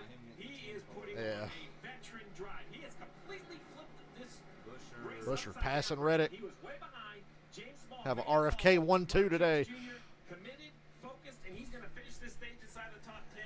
If Truex goes on to a good day or even a win, it'll be stage 2 that this team will circle where everything changed. Steve, aren't you the same guy who told us just about, 10 minutes ago that he'd be 2 laps down potentially? Well, you see what happened to the 34. They were tracking together, and all of a sudden, whenever the 19 found, either with adjustments or behind the wheel, he stopped the degradation in the tire where the 34 continued to lose Now Larson time. is killing it trying to get his lap back. Larson running right up there. Well, he's only got 4 laps to do it. You see it. Brad Keselowski, He's actually making time. Yeah, that was a good lap for Kyle there. Trying to get himself back on the lead lap. 4 laps. And the 48's helping him out here. Well, he was. He fought a good fight. Oh! 48 cut him off. He's like, no, dude, I want the free pass. Fuck you. Hendrick cars are going to kill each other for the free pass. Yeah. Be the first car a lap down or trying to get back to Brad. Larson's found something there. If he can get back on the lead lap, I think he's found something to help. Right up against the boards at 3 and 4 was making really good time, but now that he's got to Bowman, he's slowed Too down. loose. Got too loose there. Got another run on the 48 down the back straightaway. Here's a replay. I love the races within the race. That's just for the free pass. Now they've switched lines. 2 to go. And 200 cars are running door to door for the free pass until Brad laps whoever's next. Blaney. It's the race within the race. Yeah, he ain't going to get to Blaney. Suarez is trying not to go 2 down. Oh, Larson. You have to. That might have sealed it for Bowman there. 1 to go.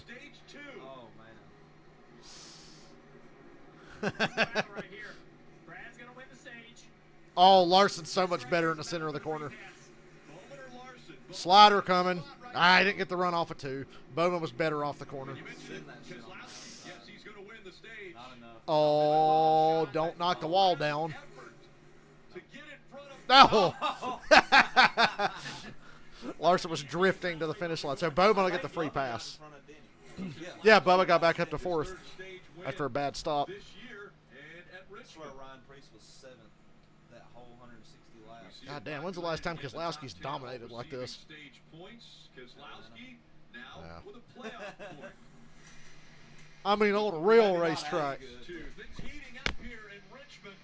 You don't want to make mistakes, especially now that we're getting ready for the final stage. Oh boy.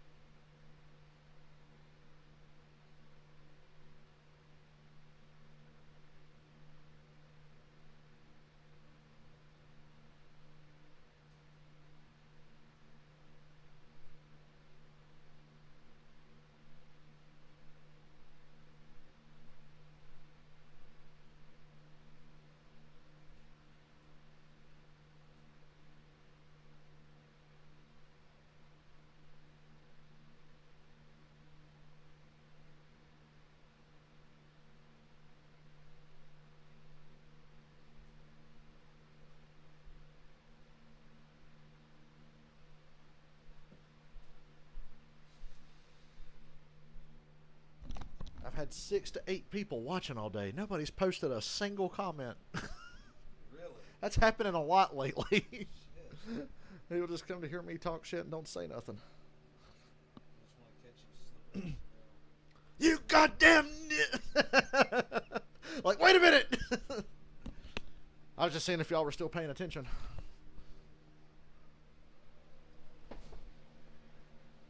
Getting ready for pit stops in the final stage. NASCAR Cup Series racing from... Boo, fuck Mavis Tires. I'm going to Pep Boys. Fuck Denny Hamlin. That's your live race day companion. You can follow your favorite drivers with access to Get nostalgic for them old Pep Boys commercials I used to hear during 2001 to 2003 Cup races. experience. All you have to do is visit NASCAR.com/drive, or you can download the NASCAR mobile app to watch all of the action crews ready up on the wall. This is the most important stop of the race aside from the last one. This sets you up for this stage. And you're going to, if you fuck up here, you're going to lose a lot more spots than you would have lost under green. Bubba only lost, what, 2 spots under green? RFK Racing 1 and 2, race leader. You lose a lot more than that. You fuck up like that again. Your screen team said did a great job managing those tires. Just a little bit free. His teammate Chris Buescher said he was also starting to get Good stop for Brad. Filling first and third in the 2 stages so far today for Tyler Reddick, who About the same for Buescher. Hey, I had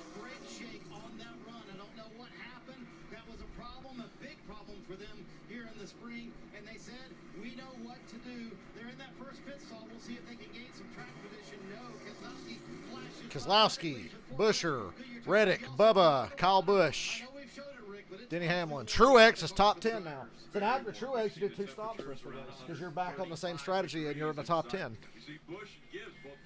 So if you're Truex, yeah, you're doing 2 stops. Subway refreshed every. Or 3, whatever the most stops you can get away with in the stage and still fucking win. That's what you're doing.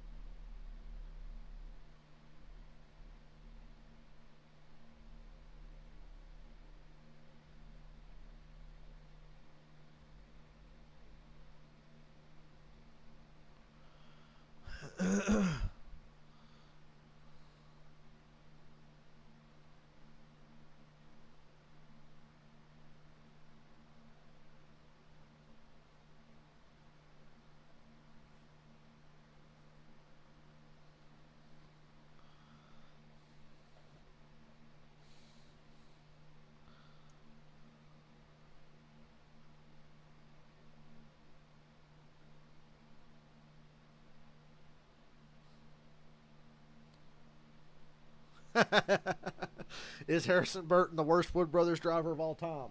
Your options are yes, Matt DiBenedetto, Paul Menard, John Wood, no but yes, Kyle Petty, yes but capitalized, Ricky Stenhouse, Michael Waltrip. He's probably. Hey, Kyle Petty at least won a race driving for the Wood Brothers, but only because Dale Earnhardt tried to kill Darrell Waltrip. You want to talk about lack of grip at Richmond? Go back and watch that 86 race that Kyle Petty won when all this shit happened. Earnhardt spun Darrell Waltrip and spun himself because there was the track. They were so slick. They had no grip. Getting ready for the start of the final stage. It didn't take anything for Earnhardt to wreck right along with him. Earned today. Again, up to 10 points if you win a stage, all the way down to the 10th spot. And Reddick gets 18 points. Bubba Wallace, that's big. At 16 points for Bubba Wallace, because right now, coming into this race, Bubba Wallace was only 27 points above the cut line. On the pre-race show, Marty asked Junior and I to go through those bubble drivers and who we thought could get in and how. When we talked about Bubba Wallace, we said, hey, Southern Italy, he's not raising his hand as a great road course racer. To just come out of nowhere and have the best car in the last day. It's an Austin Dillon, Eric Alvarola kind of day, ain't it? The cautions fall right like they did for Bowman here a couple of years ago. Good enough to win.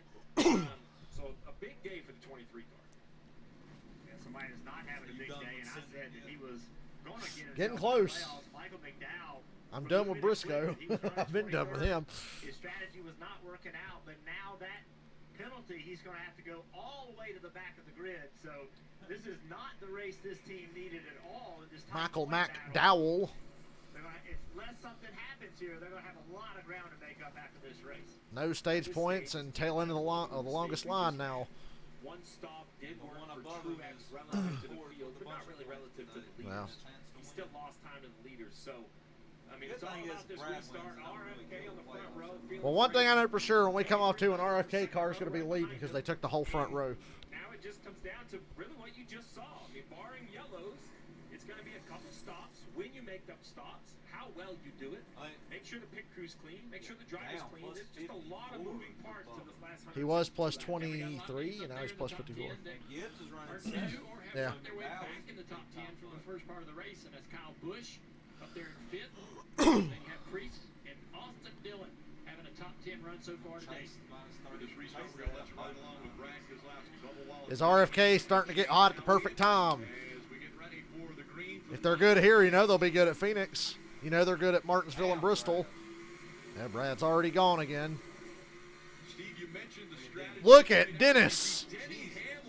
Can't knock him. That's a nice move. It's going to stall out right about here. Well, it's going to get him. Bubba's in a bad spot now. Oh, shit. 3 wide with Busch and Hamlin. Hold him off, Bubba. Hold him off. You're good. You're good. You're good. You're good. Well, he's still not clear of Hamlin. Priest. Woo. Ty's hitting him. I wouldn't run into 41. Ryan Priest is one more bump and run away from going postal. Priest is going to show up to the racetrack with an AK-47 here in a couple of weeks if this keeps up. So I wouldn't bump him. I'd give him a break. He's had a rough month. What gives the one that jacked his teammate up here in Xfinity to win a race? Need a check, yeah. Tyler right there in front of him. Then he'll have the momentum off the corner, pulls away from Bubba Wallace. Does he go to the inside of the 45 here for turn 3? They lost control of the race for Bubba on pit road. Now they're just kind of fucked. In that 3rd to 6th place purgatory. Again, down the front straightaway. He's trying to look to the inside. Tyler Reddick trying to cover. Hamlin, so much success here at Richmond. So Hamlin right now, it's going to be really difficult to carry the speed into the corner. This is where the bottom's got to work, middle and exit. You can see Tyler Reddick has enough grit to keep Hamlin behind him. Why is that one patch of grandstands like exceptionally empty? But This is the corner right there for Reddick. He recovers, gets the car turned, throttles up off the corner, and drives away from Denny. yeah. Well, think about it. They're dead even basically on what they're driving. So Brad Keselowski, then Busher, the two RFK cars running 1 and 2. Then it's Reddick, Hamlin, Truex Wallace, 12, Stenhouse all in the top 14. 5. Steve, we mentioned earlier about the different strategies. Just because you did a 2-stop strategy in stage 2 doesn't mean you have to stay with that same strategy. Other people could go to that single-stop strategy in the final stage. Yeah, each stage I'm doing 2. itself, really the only driver that is in any sort of I've been about the 2-stop deal all day. I'm sticking with it. wave around to get on the back of the lead lap. He's currently 19th, 9 seconds back, really behind the pack on old tires. He's hoping for a yellow right away, but everybody else is squared up on fuel and tires. Damn, they're gapping. Yeah. That was looking back from There's the top 5 and then everybody else. board. As we see now, Logano going to the inside of Austin Dillon. It's a good battle, good run for the 3-car of Austin Dillon after the disappointment of last week and basically a disappointing season all around. But he's come to a good racetrack for him. He had some good runs at Richmond. He's going to give this spot up to Logano. See Chase Elliott lurking there behind. And then Todd Gibbs in 11th place. Hook the fucking thing to the fucking truck. You heard that video of Joey, didn't you? Oh, yeah. Hook the fucking thing, you dumb son of a bitch. And you wonder if Mark Truex Jr., we've seen him play that one-stop strategy. Oh, somebody showed their true colors, didn't they, Joseph? When you thought nobody, he didn't think anybody could hear him. He's like, I didn't key the radio. I didn't realize that camera was picking up everything. The cameras picked up Priest calling Cora LaJoy a fucking piece of shit. You fucking piece of shit. Oh, please wreck. The 42 was on the outside of that. 3 cars right here, 3 wide, racing everywhere. Another car with a great recovery, Jeff. The 10 of Almirola is back up to 15th after that commitment line violation. So I don't think anybody needs to put Priest in his place. I'm saying Priest needs to start putting other people in their place. Stop getting run over. When I saw Gibbs beating his back bumper off, I'm like, Ty, don't do it. He won't hold back on the little Jesus freak. Taking a look back here at the 2 of Austin Cindric and the 43 of Eric Jones. Cindric getting in shit every week now, too, it seems. Noah threw a dumb block on Chastain there. Didn't pay off. This is fun to watch these guys. We talk about the leaders a lot. Oh, it's so fun to watch everybody struggle and languish in mediocrity. It really is, because they race each other like fucking animals. The best race in any given week is from like 15th on back. Chastain in 25th. It gets more and more entertaining as the race goes on because they're more and more ticked off about how their cars drive and running in the back. And so their fuses get shorter and shorter and shorter. Bubba's been better than Hamlin the whole race. He obviously has a little trouble passing him early in the run because hell's just hard to pass. But Bubba's shown to be just as good as Reddick, Busher, and Keselowski. Although I think Keselowski's got an edge on everybody. Because of how well he was running at the end of that run? I think this is when you really hurt your tires. This early part of the run, you got to be really smart with them. And so you want to go and just run as hard as you can. But if you know your strategy is to run long, then I think you have to start conserving tires at the very beginning of the run. See a good side-by-side battle here as Chase Elliott looks to the inside of Austin Dillon. That's for that 9th spot.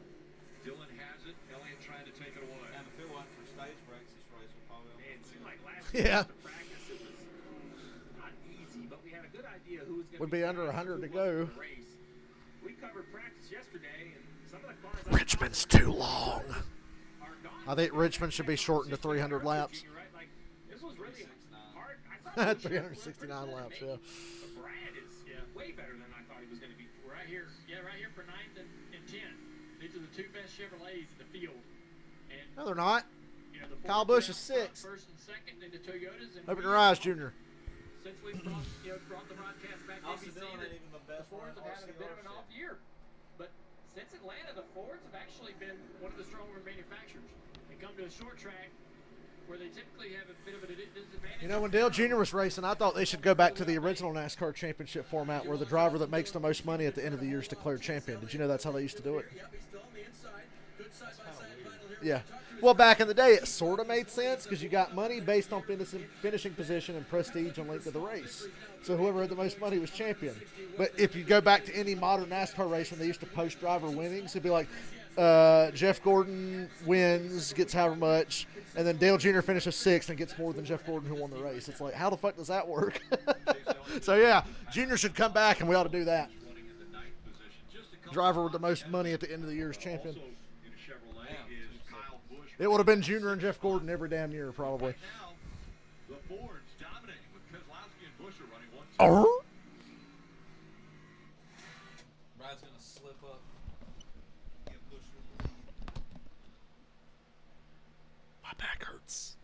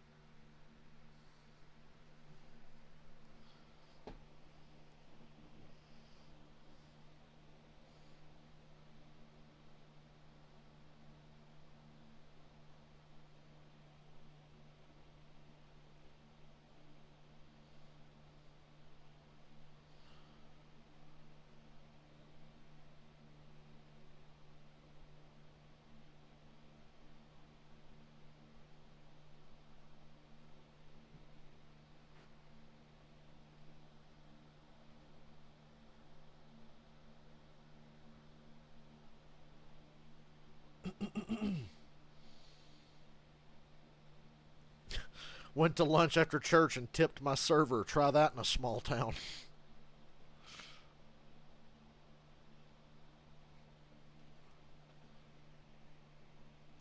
Hey, SummerSlam is the week after next? Next Sunday on the streets of Nashville. Oh, shit. The IndyCar Series Racing. That coverage beginning at noon Eastern on NBC and Peacock. You know the top two right now. Alex Below and Joseph. You hear about the Tennessee Titans? They're going to wear Houston Oilers uniforms when they play the Texans. There's only 5 races remaining in the season. Yeah, it's about whoever wins gets to be the Houston Oilers. As we see RFK Racing looking very strong here at Richmond with Keselowski out in front and Chris Buescher running in that second spot. I'm all for the Coca-Cola 1200 at Charlotte. As good as Charlotte's been, we can double the length of that race if we're going to double the length of any NASCAR race. Buescher's probably not pushing as hard as he can just yet. Bubba couldn't get by Hamlin. I bet Bubba probably burned his shit up early in the run this time. What a great feeling, huh, for a team to have, Since they're willing to do 600 have the mile guys races, running I first, think second, they now should 2 do 600 seconds on miles the for field sure. right now. Miles, not laps. Miles at Bristol. I didn't really think they have this kind of speed. 1,200 laps at Bristol Motor Once they've got Speedway. the clean air, they're just so much faster than the rest Arms of be the field. falling off after driving that race. Years since Brad Keselowski has been to victory lane. Oh, your power steering broke. After leading 1,170 laps, Martin Truex Jr. hasn't done it. He swept all 6 stages. And Ryan Priest's power steering broke on lap 100. He's got to run the rest of the race. Got to run 1,100 laps at Bristol with no power steering. There's no way you can. Think about what Brad Keselowski, you just said it. It's been a while since he's been in victory lane, but also, you know, buying into this team and saying, hey, we're going to get back to the front and have your teammate running second, you leading. There is no question that winning is on your mind right now. Brad said recently, you know, we're getting close to having a dominant race. We're getting close. Well, here we are. Running in that 17, and he's closed the gap now to almost the bumper. I like how every race they're just glued together. Yeah. No matter where they run. Bell's last car in the lead lap. Now he's a lap down.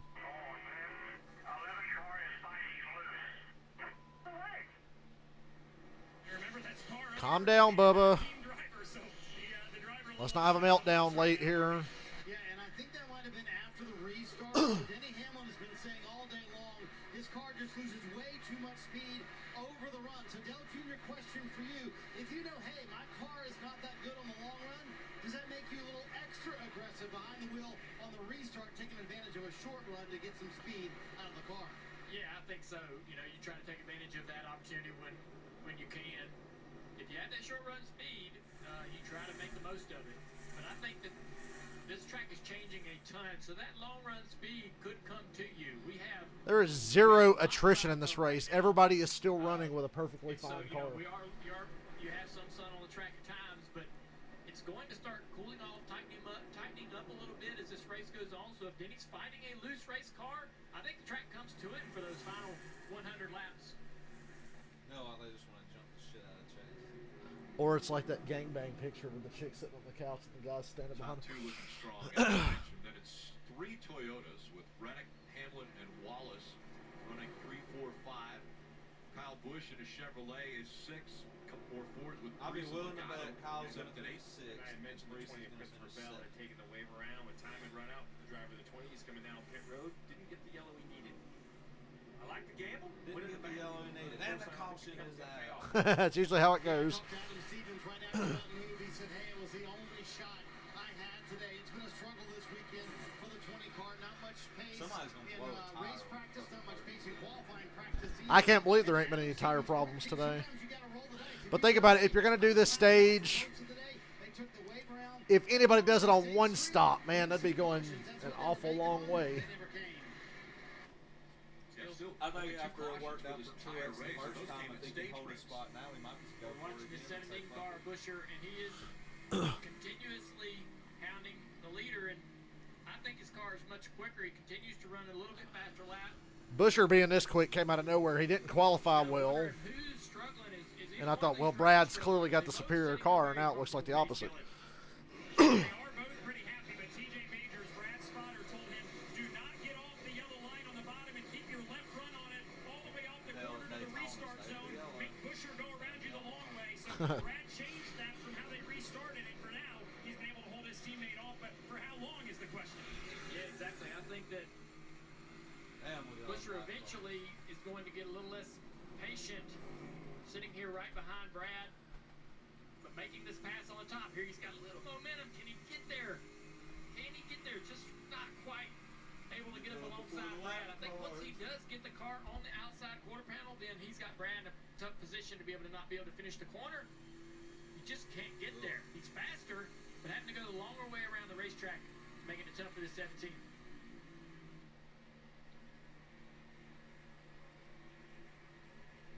Dave, what's going on with Eric Almirola?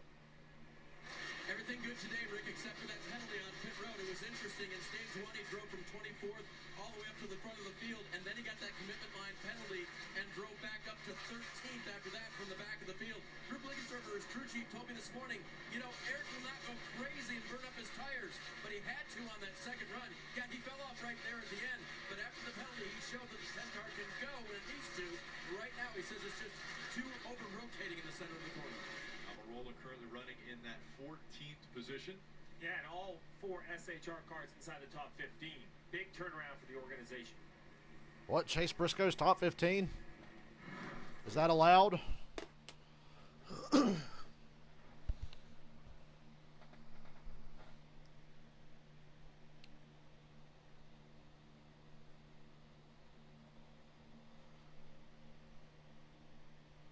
Ryan Preece is having the best race of his Cup career.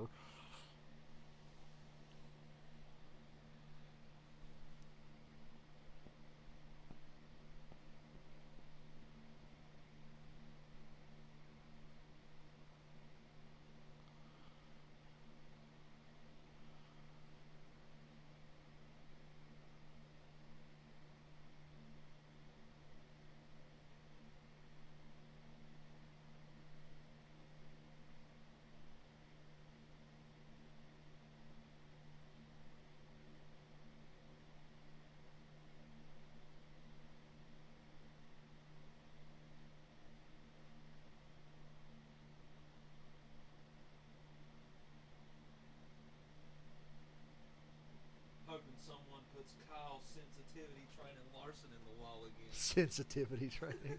That was on a post about Bubba taking the lead. NASCAR giving him a bigger engine so he can win and keep the woke crowd happy. Yeah, because a bigger engine's going to help you on a short track.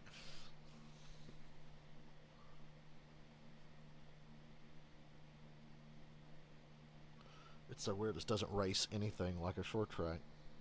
New Hampshire is not a short track and races more like a short track than Richmond. Nothing makes sense anymore. Bubba wins, it's a setup. There's no truth in this art.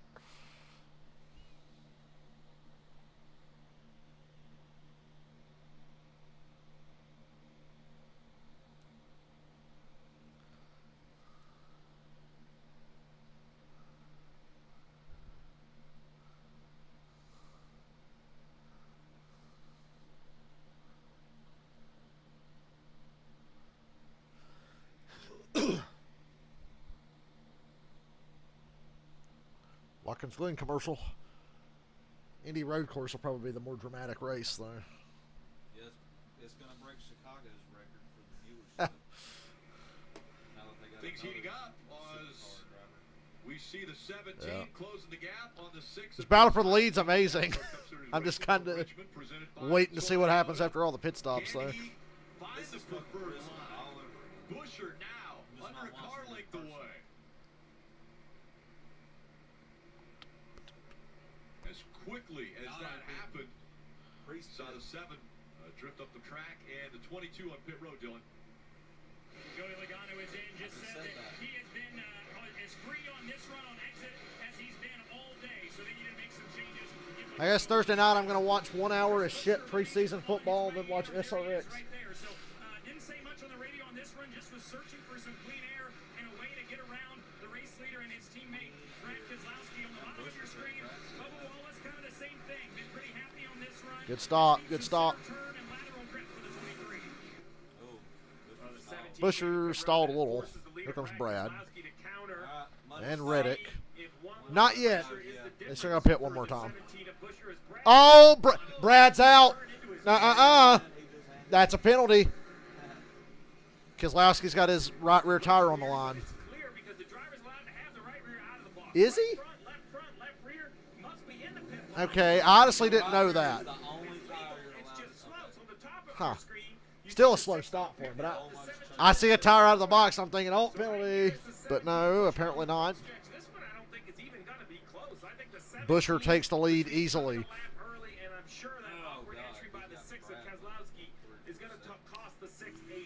Keep running long, Hamlin. You fucking morons. So two stops. We got a 2 strop. All these guys with 114 to go are going to have to stop a couple times. Hamlin's going to run long like he did the last time and split it up, probably dead on the math.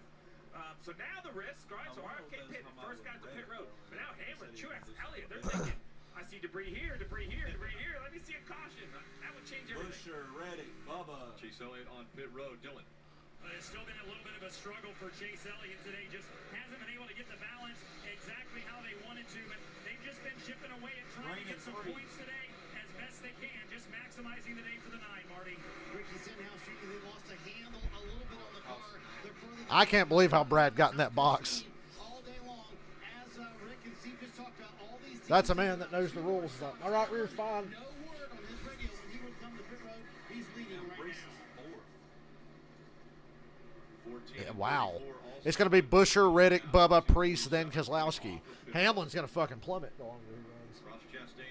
He's just trying to get lucky, catch a caution, get control of the race. I don't blame him. They got 2 wins. Take a chance. Struggle for the guys to stay on the racetrack. The new tires are just completely eating them up. Yeah, Ross Chastain, you saw him there. He's been tight. He's been loose. That's a fight I'd like to see.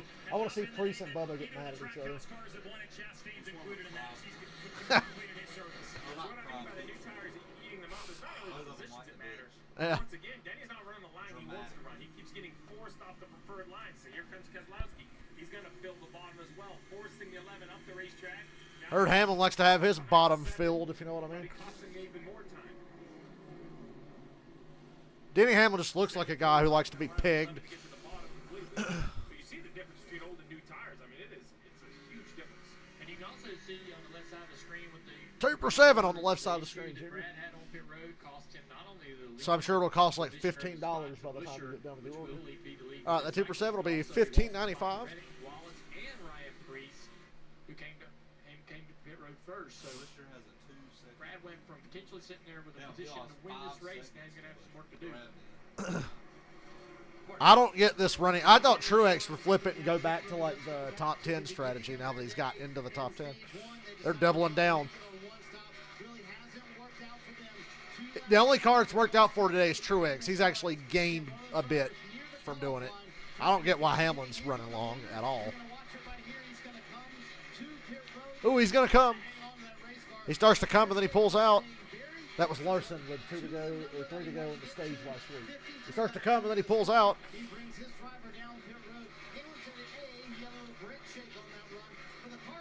You remember the Chris Collinsworth one? When you see that guy start to come right in your face. Now here's a guy who likes to come in your face. I'm waiting for him to say that. He likes to come right in your face. Or WrestleMania 17. Lita jerking Edge off the ladder. He said that. That's exactly how he said it. Lita jerking Edge off the ladder. See, if I walked in here right now, I'd have been like, damn, I know. What is this, 2017? Almost the entirety of this race is William Byron is on pit road now, Dave. And he's just trying to battle back here. Mark Henry handling the Big Johnson. I'm going to jerk a knot in your ass. Billy Gunn said that. I'm going to jerk a knot in your ass.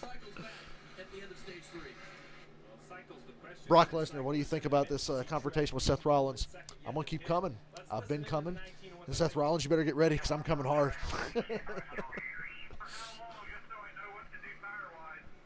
Yeah, make sure he knows what tires he's going to be on this time and what the deal is. Didn't go so well in the spring. Tells me that James Small is going to risk it, stop once, and I think this is one of those stories that he might not think this is a strategy to win the race if it runs green. Dylan, he's leading the race. A caution, he has that extra set of tires. A caution would bring the 19 right into the best track position. Busher, Reddick, Bubba, Priest, Keselowski when it cycles through. So the interesting thing about this is Martin has been complaining this entire run. He said, "Yep, no rear grid, I can't get off the corner." But James Small has just kept reiterating, your pace is good. Just keep doing what you're doing because we're in a good spot. So I know you know how hard it is to convince a driver to just stick with the plan. But you're right. If they get one lucky break here, it could all go exactly as they drew it up. We talked about how the 6-car Keselowski lost his track position. This is it. He comes into pits. Watch the front tires. He locks them up. Now they won't turn. So now he just has to go straight. And here he is in this awkward position on pit road. Steve did a great job of explaining why that was not a how do you miss your stall like that when you have a garage opening? It's like the biggest garage opening I've ever seen. Priest is going to pass Bubba. Give him the Ryan Priest bumper. did it a couple laps before Wallace did, but he than Bubba does. Right behind them, Brad Keselowski trying to overcome the issue he had on pit road. But yes, I love this 41 car and what they've been able to do today. They had some problems on pit road early. They've rebounded. Priest has stayed buckled in. Priest led every lap of stage 1 at Martinsville and then sped on pit road. So, like, he's obviously capable. Yeah. Because that is one of the most unremarkable Martinsville races I've ever seen, but I remember Priest led every lap of stage 1.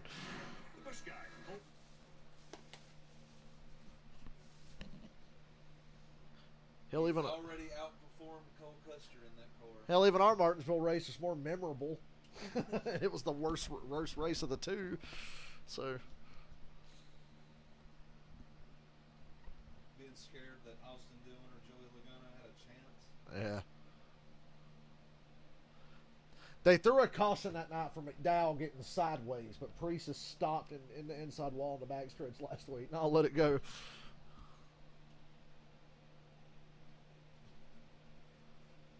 Y'all don't remember Richmond 2017 where Truex had a big lead with 3 to go. And I think Derek Cope or somebody slid up out of the groove and bumped the wall. Caution! And then Truex gets wrecked on the restart. Larson wins. And it was like, come the fuck on. And then after the race, like, Martin Truex Jr. is the regular season champion. Here's your trophy. And he was sitting there like... They were like trying to get him to smile and take pictures with the trophy. And him and Cole Pern looked even more mad than Truex was. They were just like... Go look at those pictures of Cole Pern and Truex with their regular season championship trophy after they got fucked at Richmond because a fucking car went in a corner and NASCAR was like, oh shit.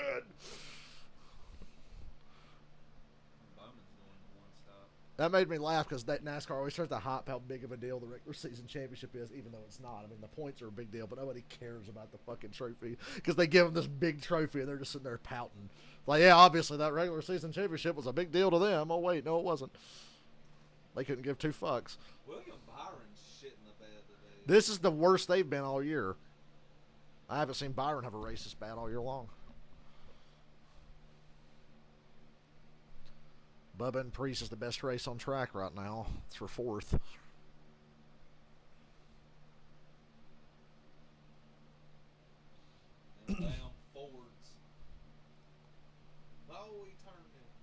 Oh, he turned him, no.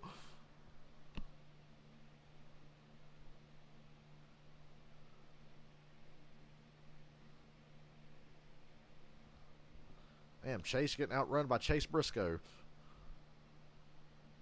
Priest is a little better than Bubba. He's getting a little further ahead every lap, but when they come off the corner anyway.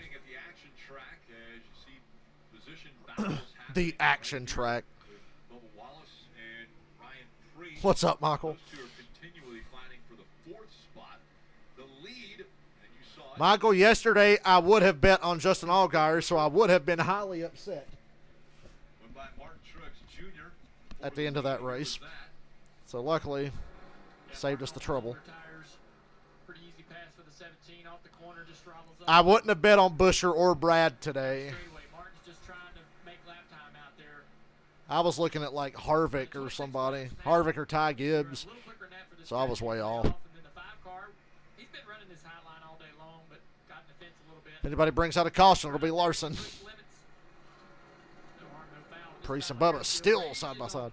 Between Bubba Wallace and Ryan Priest and Bubba battling for 4th position. Truex is on a different strategy. The 2 best cars are Busher and Keselowski. Keselowski had a shit stop because he nearly missed his pit stall. So it'll be Busher, Reddick, Priest, Bubba, and Keselowski up front when Truex pits. Bubba will be able to keep the position and then drive away. It's like, why do you run this guy hard? Well, yeah. He's trying to get him to work. Trying to get him to use up his car, use up his rear tires. Force him to have to back off and give the spot back to you. Try to regroup. So while this battle is taking place, let's take a look at the progressive telemetry, and we'll do it with the boy. outside, Bubba Wallace. It's progressive telemetry, Tom.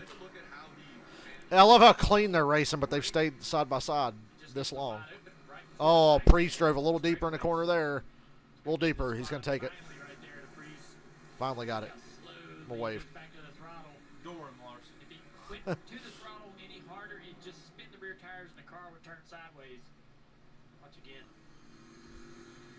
Easy on that throttle. It's like you got an egg between your foot and the pedal. The next strategy I would play, if I'm in the top 5, as soon as we hit 75 to go, I'd go ahead and pit because they ran 70 laps on a set of tires in the first stage.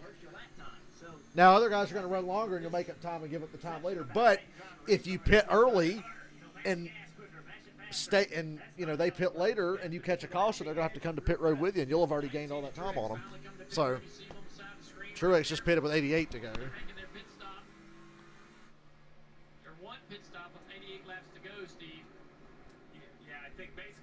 I'd pit with like 75 to go because you are not going to catch Chris Buescher.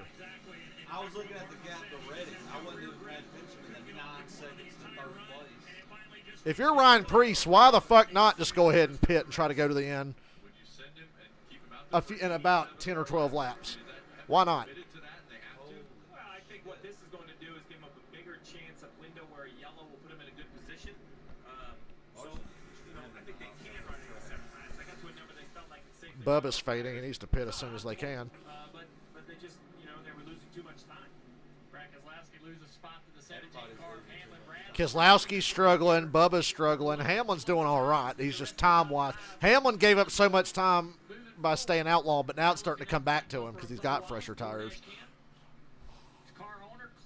But that gap to Buescher, ain't nobody going to make that up. Buescher could have a bad pit stop and still come out with a second lead. So.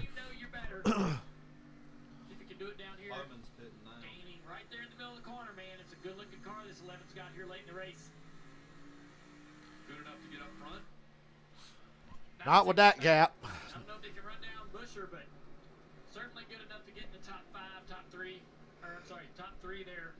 Only, a second behind Preece. He's got the speed. And a little wiggle there we saw out of the 23 for the 11 to get on the inside. The 5 down on pit road, Marty. After a little brush from the wall, Kyle Larson brings it to pit road. Cliff Daniels telling him on the radio, this is really our only play to do one stop here in stage 3. That's what they're thinking. We're really running with a 19 car. Cliff Daniels emphasized that on the radio to Kyle Larson. This set of tires will get us back on the lead lap the old-fashioned way. We'll see how it plays out, though, for the 5. It will be tough, though, right, Steve? Because they're scored. Yeah, and Martin Truex Jr. after his pit stop is barely a lap down to the leader. We're the 5. Remember that battle he had with Bowman, and he was unfortunately not able to get the free pass. That kind of has put him a lap behind. He's now 2 laps down after his pit stop. Sorry, Richmond. I yawned out loud. I said, oh, sorry, Richmond. The action track. No finish better than 18th, and he hasn't been that far back, I don't think, all day long. So if he was optimistic at the start of the day, has delivered on that. They tweaked on this car all day long, but forward drive has been their You got to work tomorrow? That sucks. As soon as you get home, we'll go on GTA. Folks at home are Kyle Busch fans. What a refreshing, successful short track day it's been for the 18, but it didn't start out that way. They started second today and then fell back to 22nd. But he told Randall. Oh, yawning because I'm just waiting to see if there's a caution late. That's literally all we're doing. Buescher's got the race won if it goes green all the way. It's that simple. Nothing else is of consequence here. Austin Dillon's strong day continues. He'll pin at about 10 laps with the number 3 car. It didn't look like it was going to be good, though, because 2 stints ago he radioed crew chief Keith Rodden after a few laps on the track. Bubba's car is evil.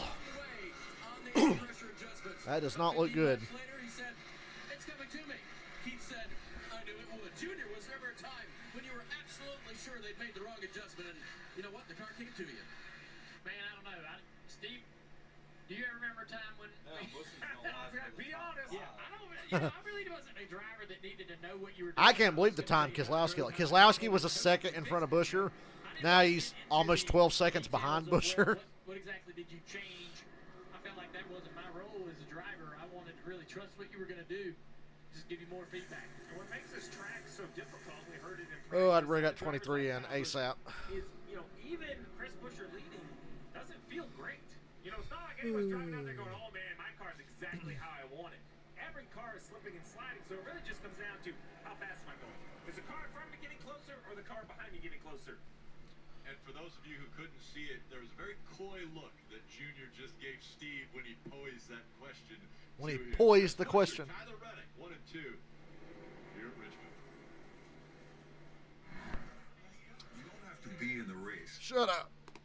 What a top 5. Yeah, it's pretty nutty top 5 if you get rid of Hamlin.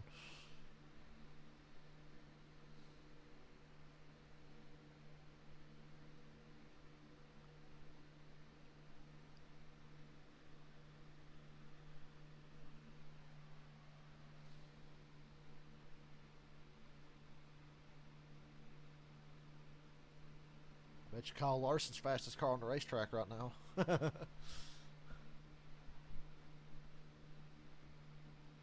shared a picture on Facebook recently. It was McGruff the crime dog shaking Bill Elliott's hands after he won the Daytona 500.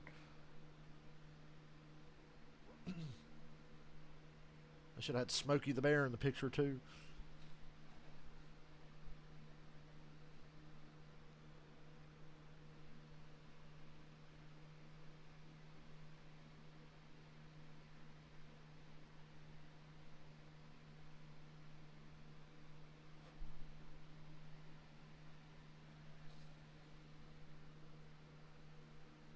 I wouldn't have believed it if you would have told me that damn Steelers led the league in interceptions last year. I'm not surprised. They carried their team for sure. The Patriots being high probably shocks people. It doesn't me because they're always going to play solid defense. Yeah, it's getting to the point where the Patriots are reverting back to how they were in the early 90s where just nobody gave a fuck. I think the Packers one surprises me a little bit. Yeah. Maybe the Bills. Nah, Bills got a monster secondary. I don't hear much about their defense. I always talk about Josh Allen. Well, they got a monster secondary. We think about Justin Hubert's big contract he got.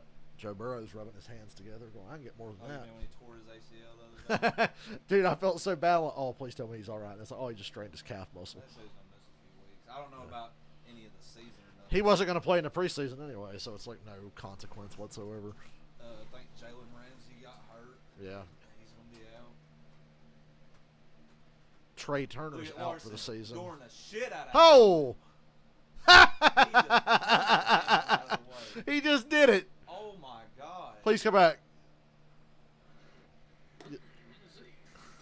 Junior muttering.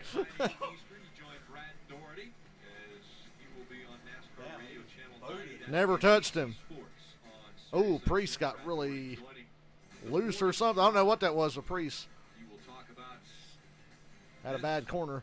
Short track racing, and we just saw the 11 and the 5 of Kyle Larson, and I think it took 330 laps before we saw that. Get out of the way. That's clean. Never touched him, guys. What y'all talking about? Kyle Larson never touched Denny Hamlin. Never touched him. There wasn't room. Where else was he going to go? Then he was blocking.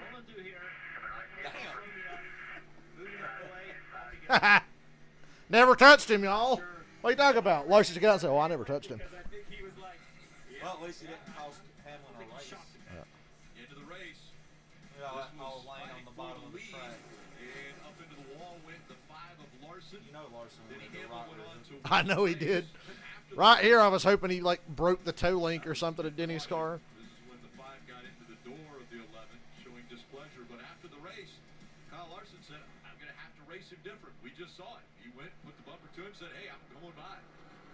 Listen, I feel like Didn't really hurt Hamlin much. He passed Priest right back. totally fine with what Kyle Larson just did, right? Like, everything has repercussions, and that's Kyle Larson saying, okay, man, you know. That was a clean.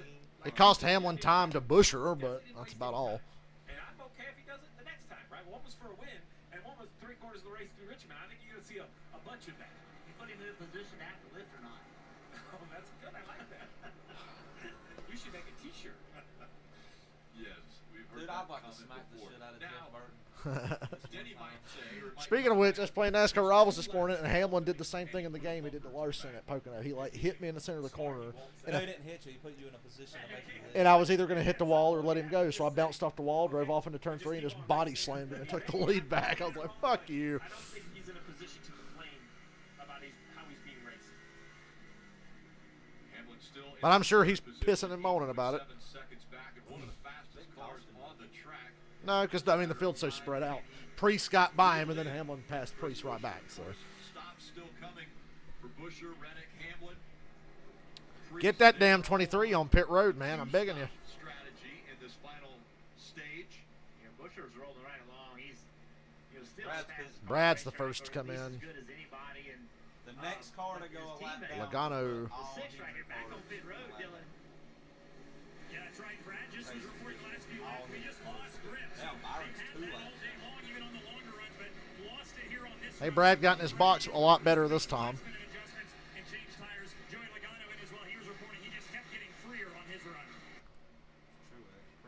Trix Jr. unlapping himself. I hope Hamlin runs long like an idiot again. So here's Ryan Friesen continuing his good run as well. Hasn't said much on this stint, but as we said, their forward drive has been their strong suit today, and that's what Friesen's going to need more of here.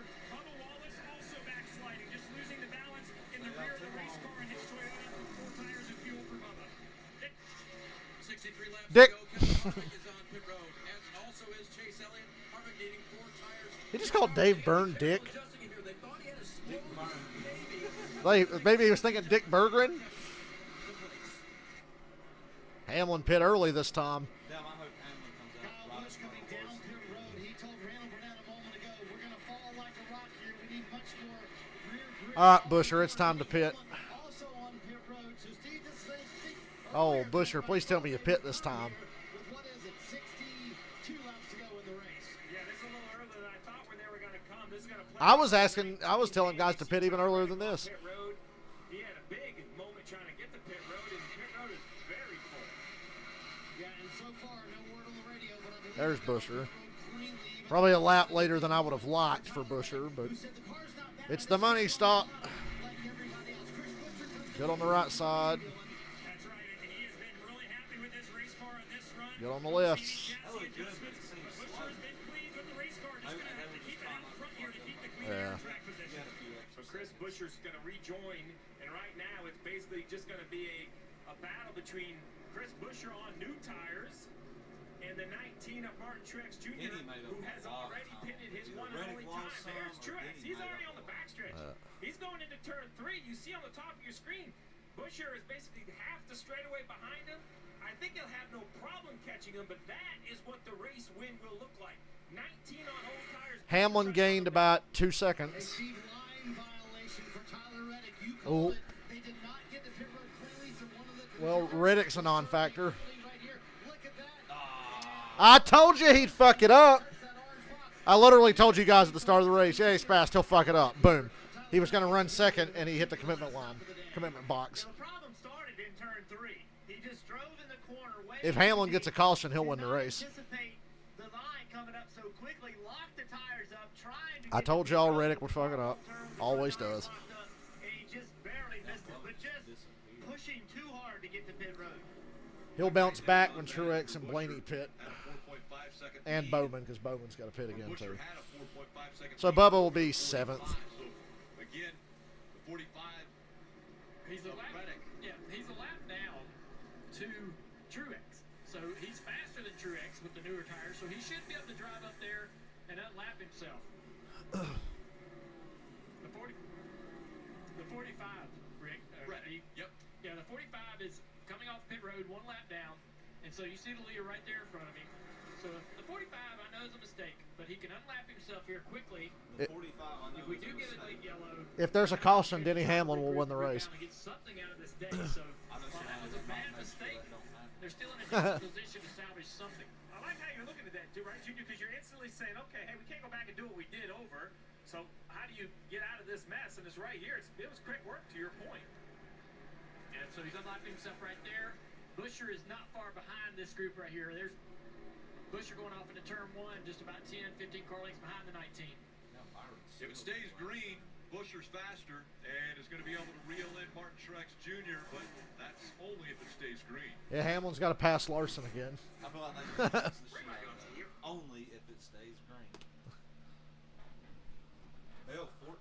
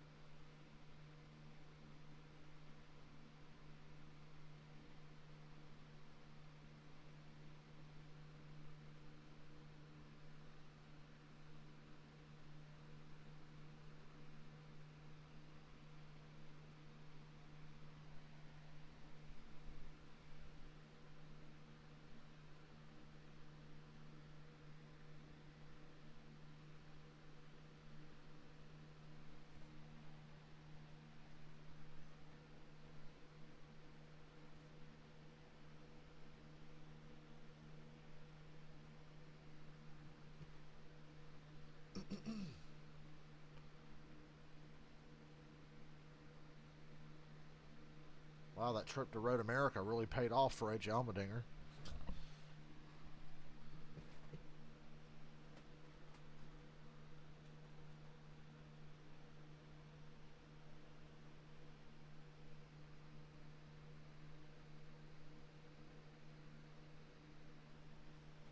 So my guess was a caution with 30 to go.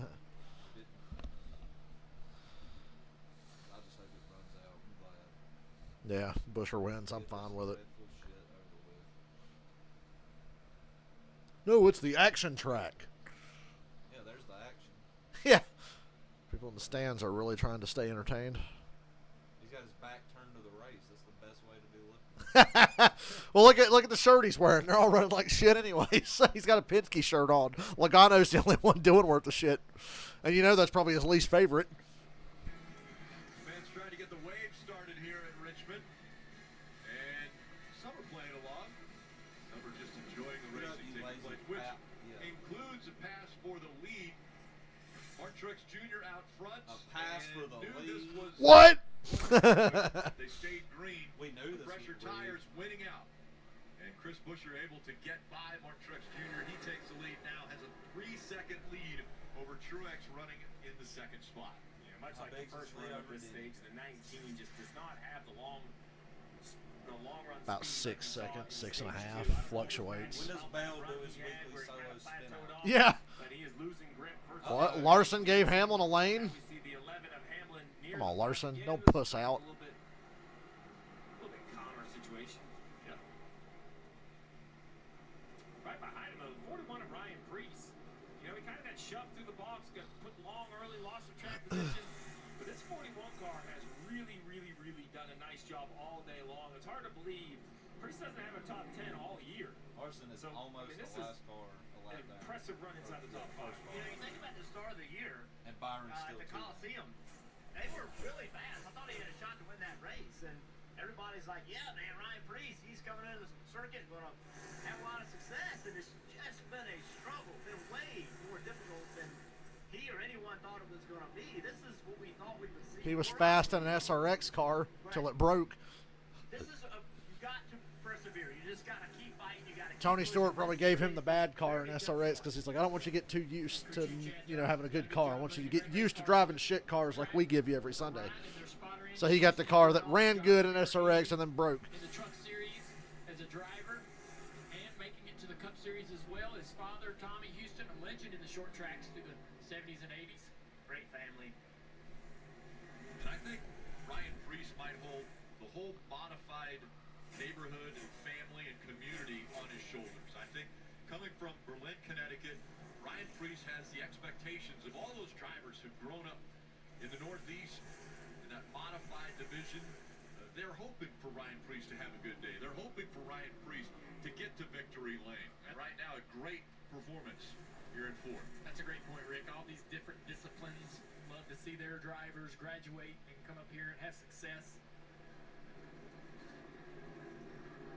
He's kind of hanging on to the back bumper of that 11 car of Hamlin. Hamlin passed him before the pit cycle on the racetrack, so Hamlin a little bit better race car.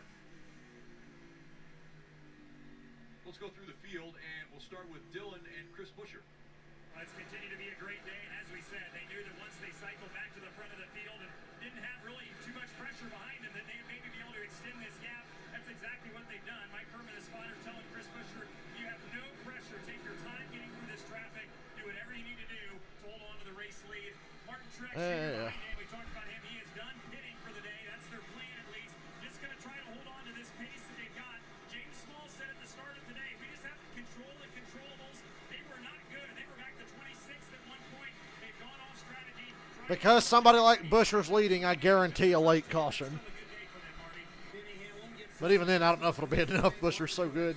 They'd have to screw up on pit road. Longer run today for Hamlin. That was actually a strength for them in practice, but then he's saying car just gets too free, so making adjustments on it, trying to be good for the last run. A moment ago, Chris Gabehart said on the radio, this is a heads-up battle. Buescher is 6 seconds ahead. That's your task, Dylan. Ryan Preece, as we just talked about, runs in the first spot. Short tracker, modified ace, at hard, and grew up racing. Well, they went from being like 9 seconds back to being about 6.5, so it was a game. Hot, slippery racing surface where you have to have finesse, you have to be in control of the throttle pedal. He's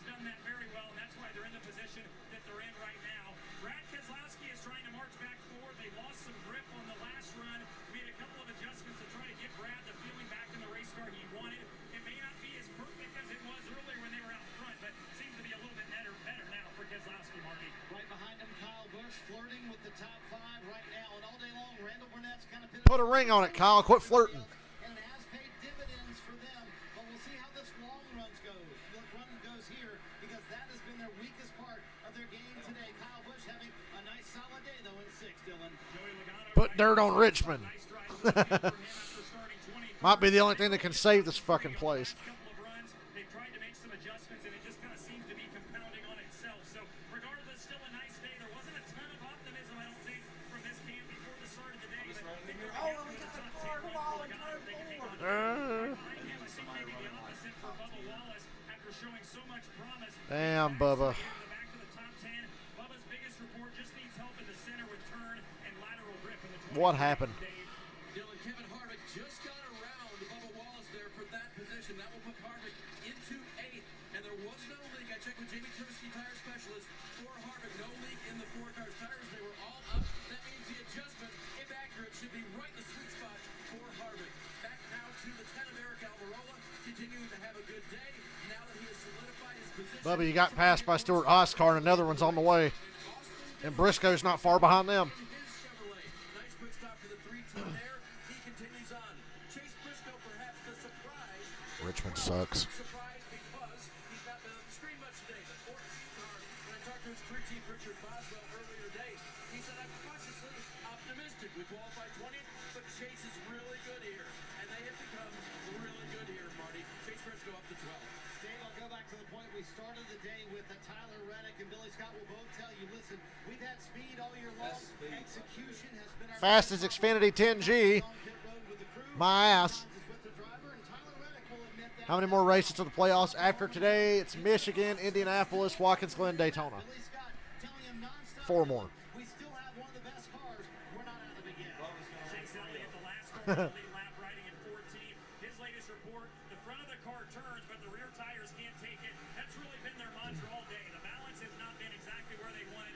They had some speed earlier, but it just kind of gone away from The sooner we get out of Richmond, the happier we'll all be. Jesus Christ, I'm bored. 3 hours of my Sunday wasted. Hey, I remember a few weeks ago going, damn.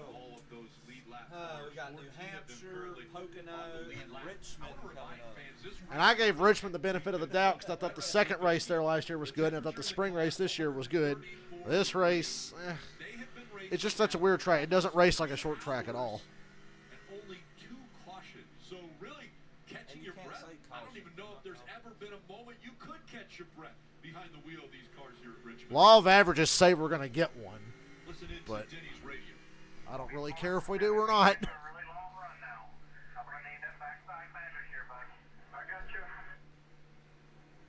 I'm disappointed with Bubba in the 23. They should be running at least top 5. They should be 5th. About 3 seconds off of that lead. He's passed a handful of cars to pull into second place. So Hamlin, maybe about a 10th faster a lap, sometimes matching Buescher. See, if there's a caution, Hamlin wins. No doubt in my mind. Can he do what he needs to do to make up 6 seconds? That's going to be tough. Nah, he'll need a caution. You hear Denny Hamlin, I won't say out of breath, but you can hear the work he's putting in. That's long green flag runs.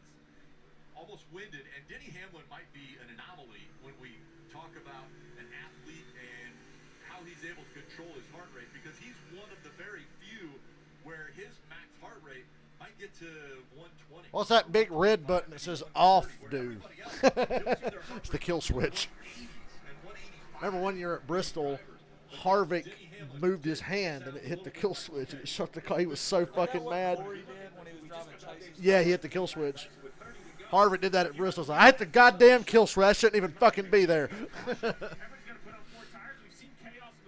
So I noticed Hamlin's is pretty far off to the side. So if you're Buescher, Hamlin, Priest, Truex, even though you're so focused, you don't want to distract your driver and lose time. But as crew chief, you gotta know how are we driving. I can't believe how well Truex is holding up.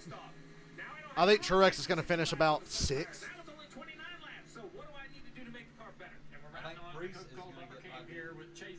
I hope so.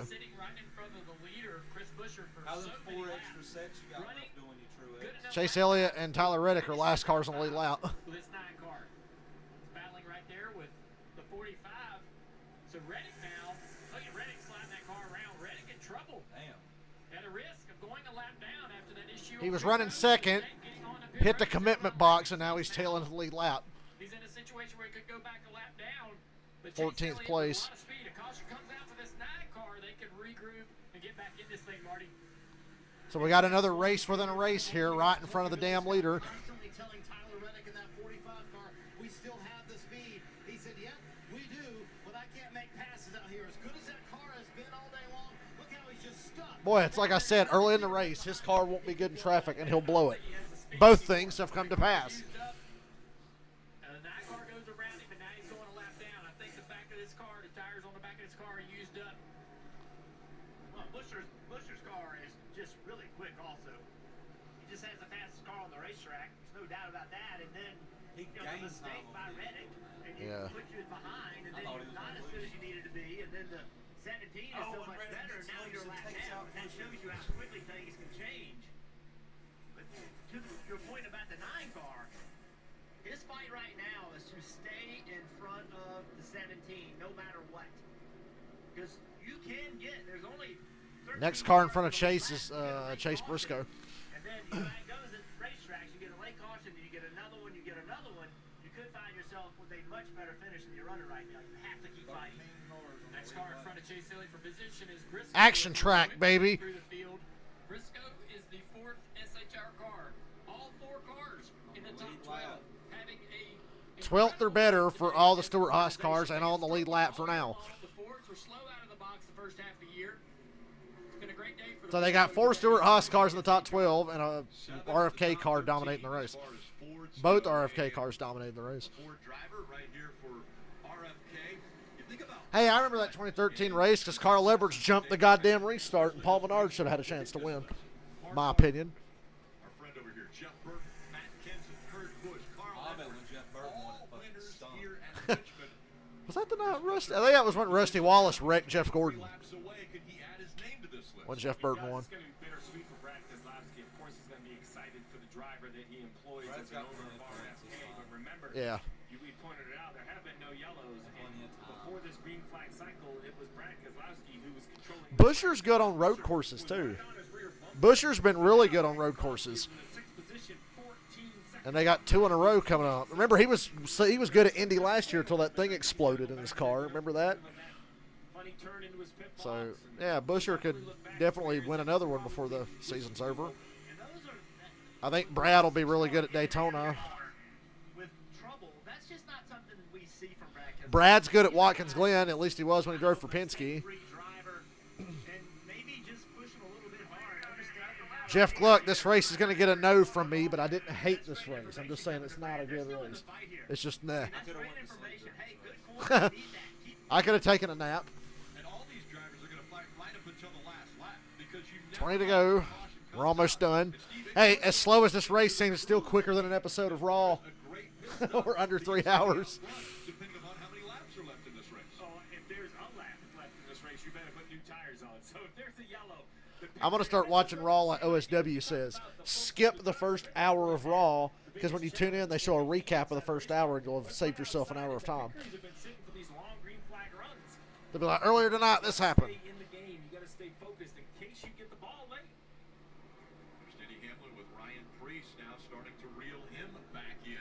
AJ Allmendinger ain't going to win a goddamn thing, I don't think. Because even on the road courses, the best they do is like 7th. I think AJ's best chance is Indy road course. But I think at Watkins Glen, they just won't have the speed. Watkins Glen's going to be a Hendrick I car. figure Watkins Glen will be a Hendrick car.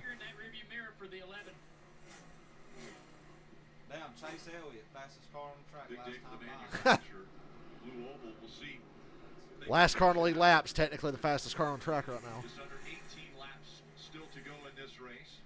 Preece is catching Hamlin for second. I bet Preece would love to see a yellow. The last time Ford went to victory lane was in May in the Charlotte race when Ryan Blaney was able to win the Coca-Cola 600. Right here you see Chris Buescher still putting pressure on the 9 car of Chase Elliott, but that's not Chris's race. Not really. He picked up like 3/10. He does not have to push Chase Elliott.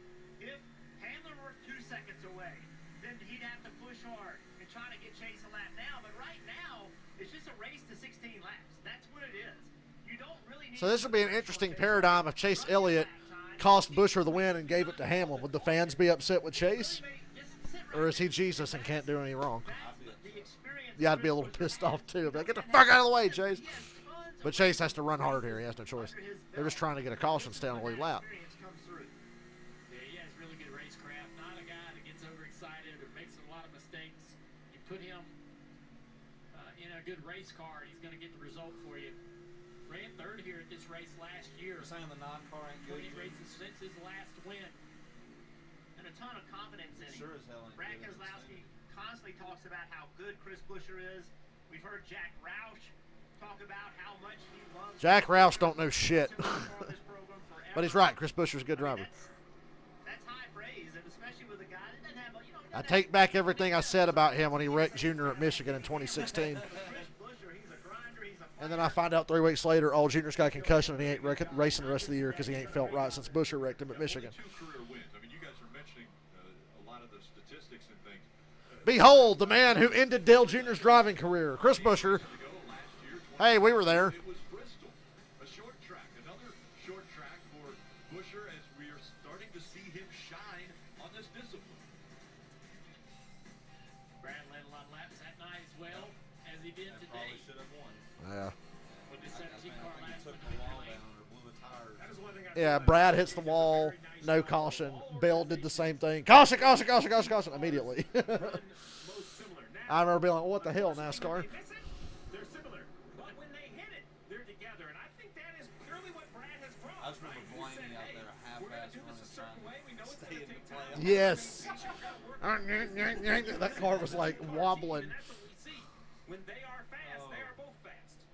Yeah, when you got a driver owner, there's a bad habit of putting all the good things on that car, right? But Brad's done a great job of making the whole program better. Now that he's become a part of it. Again, I don't want to take credit away from other people there, crew chiefs, engineers, Jack Roush, and everything that he's built.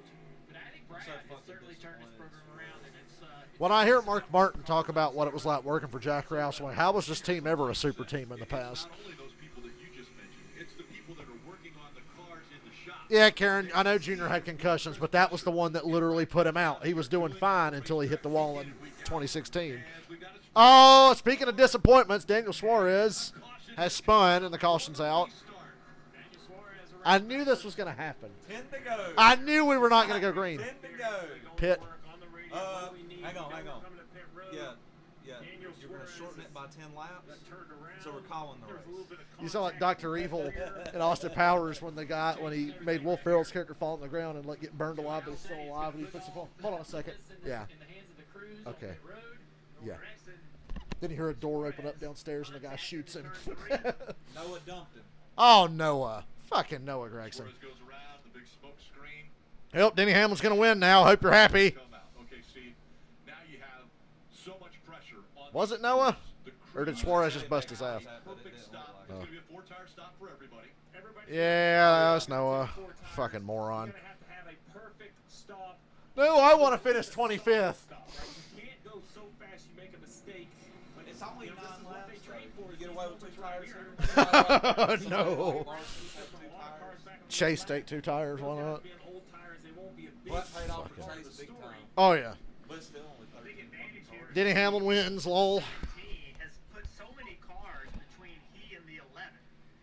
Yeah, Buescher will probably win race off pit road. But then Hamlin's going to wall him and say, oh, I never touched him. He could have lifted. Hamlin has a chance to do the same fucking thing again, Dylan. Yeah. Here we are, another week where Hamlin's probably going to start inside front row. So the 17 needs to take that breath here and not try too hard. And Jeff, the reason you say that is you can't pull up to pit. That's the gap that you're talking about with those cars. Why not?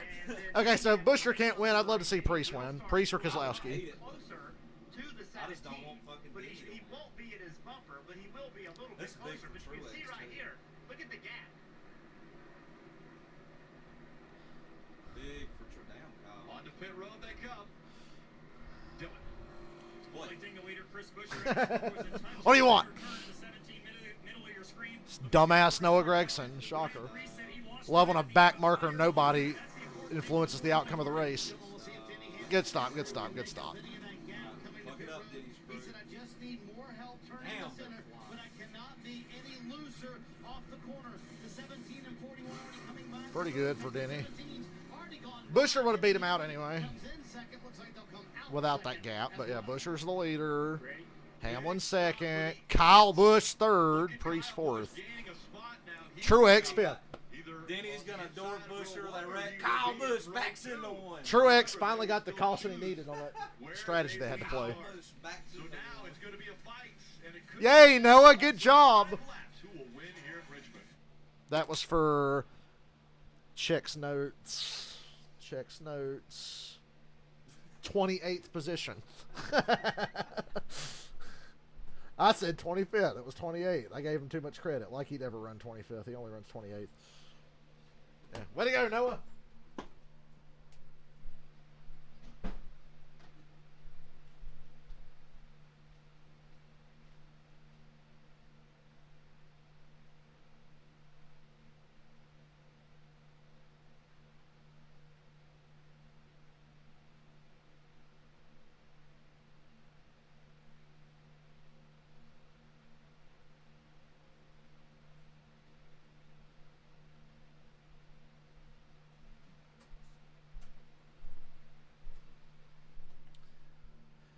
We go.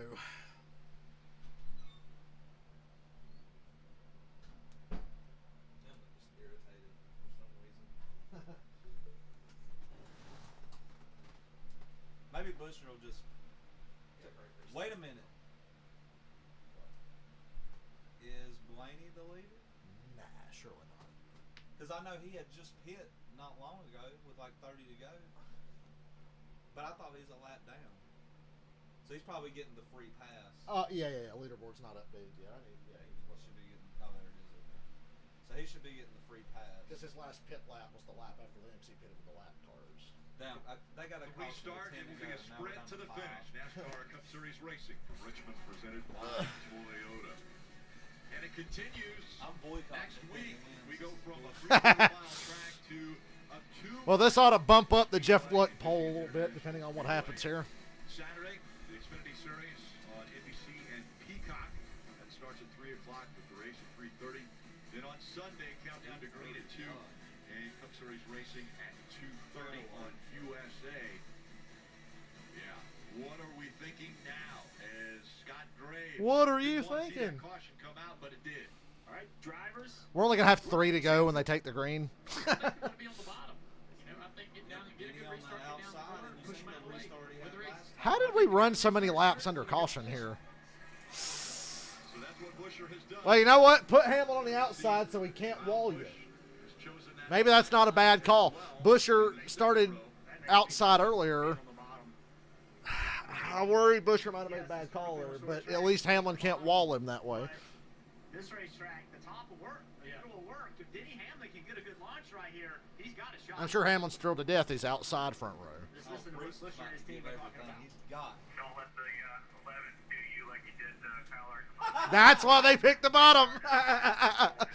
It might still backfire on him, though, because I do feel like the top's quicker. So do you think that might have determined his choice to take the bottom? Not let Denny Do on it to the him. inside so that Denny- Because you know Hamlin's going to get a good jump Busher here. think he has the right to peel the 11 off after what he saw last week. And that'll open the door for Priest if it goes really bad. Why don't you do the same thing? Here we go. 3 fucking laps. 3 to go. Caution. 10 to go. Busher on the inside. Hamlin on the outside. Denny spun the tires. Denny spun the tires a little bit. Look at Priest. Good job, Busher. 41 side by side with the 11. Logano. Ooh. Denny comes on the outside, a big run. Denny Oh. comes on the outside. Take his line away, Busher. But Hamlin has closed the gap. Busher, I didn't like that. I didn't like that corner entry. Where the hell's Joey coming from? Hamlin's caught. Joey Logano passed like 4 cars here. Busher's going to have to block. 2 to go. Under 2 to go. Oh, Hamlin missed the corner. Hamlin missed the corner. He locked up the left front just a little bit. Where the hell Joey come from? Second spot now. Hamlin I don't like the son of a bitch, but what a drive by Joey Logano. They're side by side Oh, for second. Joey got tight. Back out into that second White flag. 1 lap to go. All right. All right. Christopher Busher. unbelievable. I'd have to see where Logano passed 4 or 5 cars to get to this point. And Chris Buescher coming through in the clutch. Hamlin spun the tires a little bit on the restart and blew a corner the next lap. Oh, and he goes around. You just lost to Prosper, Texas. Christopher Buescher. You just lost to Prosper, Texas. Busch beat Logano for 3rd. Uh-oh. Let me guess, Noah's in it. No, it's Allmendinger, Todd Dillon, and Cindric. These cars stayed out and got the way around on our tires, and they wrecked for a lap. Yeah, they did. What a great day for Buescher. It was a fun little race. Not a great race, not a good race. Yeah, it's a fun little race. Well, Brad finished where he was running before the caution anyway.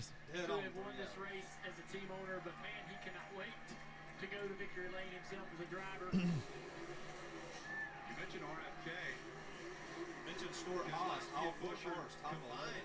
11th or better for all 4 Stuart Haas cars, and an RFK car won the race.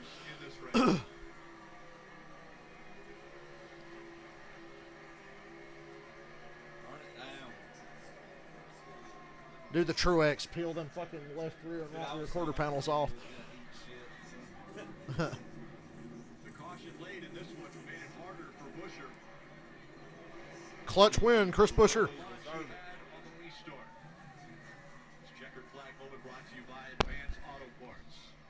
We're ready in advance.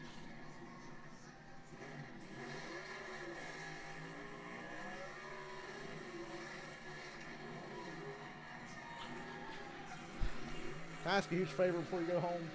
Will you run me through Sonic Drive-Thru and then drop me off here? If you got time. If you ain't got time, it's no big deal.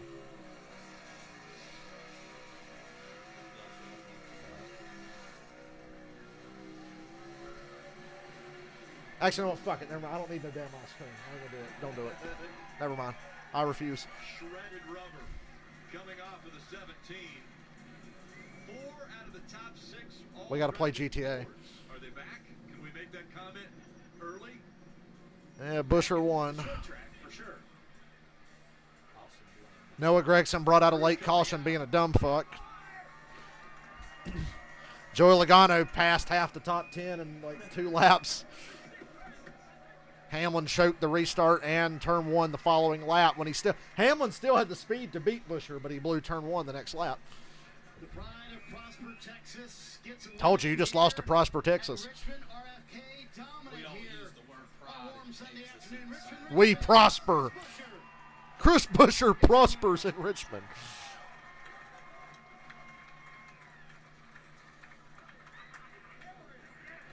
Justin Haley's going, I'm going to be driving the same cars next year. Yippee! Allegedly. To see this celebration with this race team, this organization has worked so hard to get to this point and back to victory lane. Of course, won Bristol, as we showed a moment ago last year. 3rd career win. But this one guarantees their spot in the playoffs. And that's worth a hug for everybody on the race team.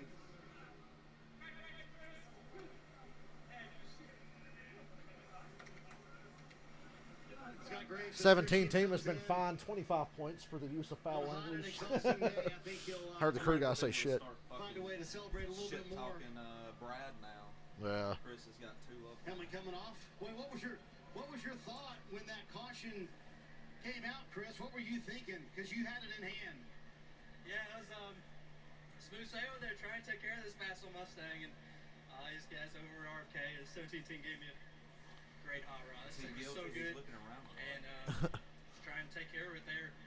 And about the time Scott came around, he said, "That's working perfect. Keep it up. Caution." I was like, "Yeah, that's about right." But I knew even on our green flag stuff, we were so strong during the race, so I had a good feeling about it there. So pretty awesome to pull it off. Proud of everybody. That was a long way from the back this morning, so heck of a race for us. It was 7 days ago that I was talking to your crew chief, Scott Graves, and he said, we're a 6th to 15th place car right now. As an organization, we need to take a step forward. Are you surprised it came so quickly and in such dominant fashion? Every car finished, just not going straight. We've had this one circle since all 36 cars did finish. I was really hopeful this could be the one that would turn the page for us, and 17 is still a post race. I thought it was. So If he got docked 100 points, it put him right on the line. Take away his win, docked 100 from there, but made the victory lane here in Richmond. I told you to flood this place 3 years ago, so don't worry, we all still feel that way. Man, what a day there. That's awesome. I know it was fun racing the ball. It rolled that far. Describe to the fans here and the fans at home how much work has gone into this for RFK to get back to victory lane. All right. Probably not. There's so Yeah, much message me as soon as you get on. In 15 years I've been there, but the last 2 years, last 18 months, just to see the turnaround, new car kind of being a good reset for us to be able to be competing for wins at a lot of different styles of racetracks, and a couple checker flags now, some great pit strategy there, some great pit stops. It's every department working hard to make this happen and get us this checker flag. We've been talking about this a lot, and you don't get to ask me about points anymore. There you go. No more talk about points because they are guaranteed, Rick, to be in the playoffs. Chris Buescher, the 17 team, they'll be a playoff player this year with the win here at They were already sitting good on points, but now, yeah, they're locked in. The win and you advance to the playoffs has happened for Chris Buescher. He will now head to the Ruoff Mortgage Victory Lane to celebrate career win number 3. Chris Buescher, after a dominant performance toward the end of this race, had to show his skills on a restart, and he did just that. He was able to put some distance between himself and second place Denny Hamlin. After a long fight, but big smiles for all RFK as Buescher gets to victory lane. We'll be here till the top of the hour, 7 o'clock. All right, guys, I'm out of here. I'm going to come back and stream GTA Online later. Got some friends going to play with us. So, yay, Chris Buescher. What a shit race. I fucking hate Richmond, but a great winner. I'm happy for Chris Buescher. And I'm a big Brad Keselowski fan, so good for that team. And all 4 Stewart-Haas cars finished 11th or better. Crazy day when you look at the results and everything. You would think it was a nutty race, but it was definitely Richmond.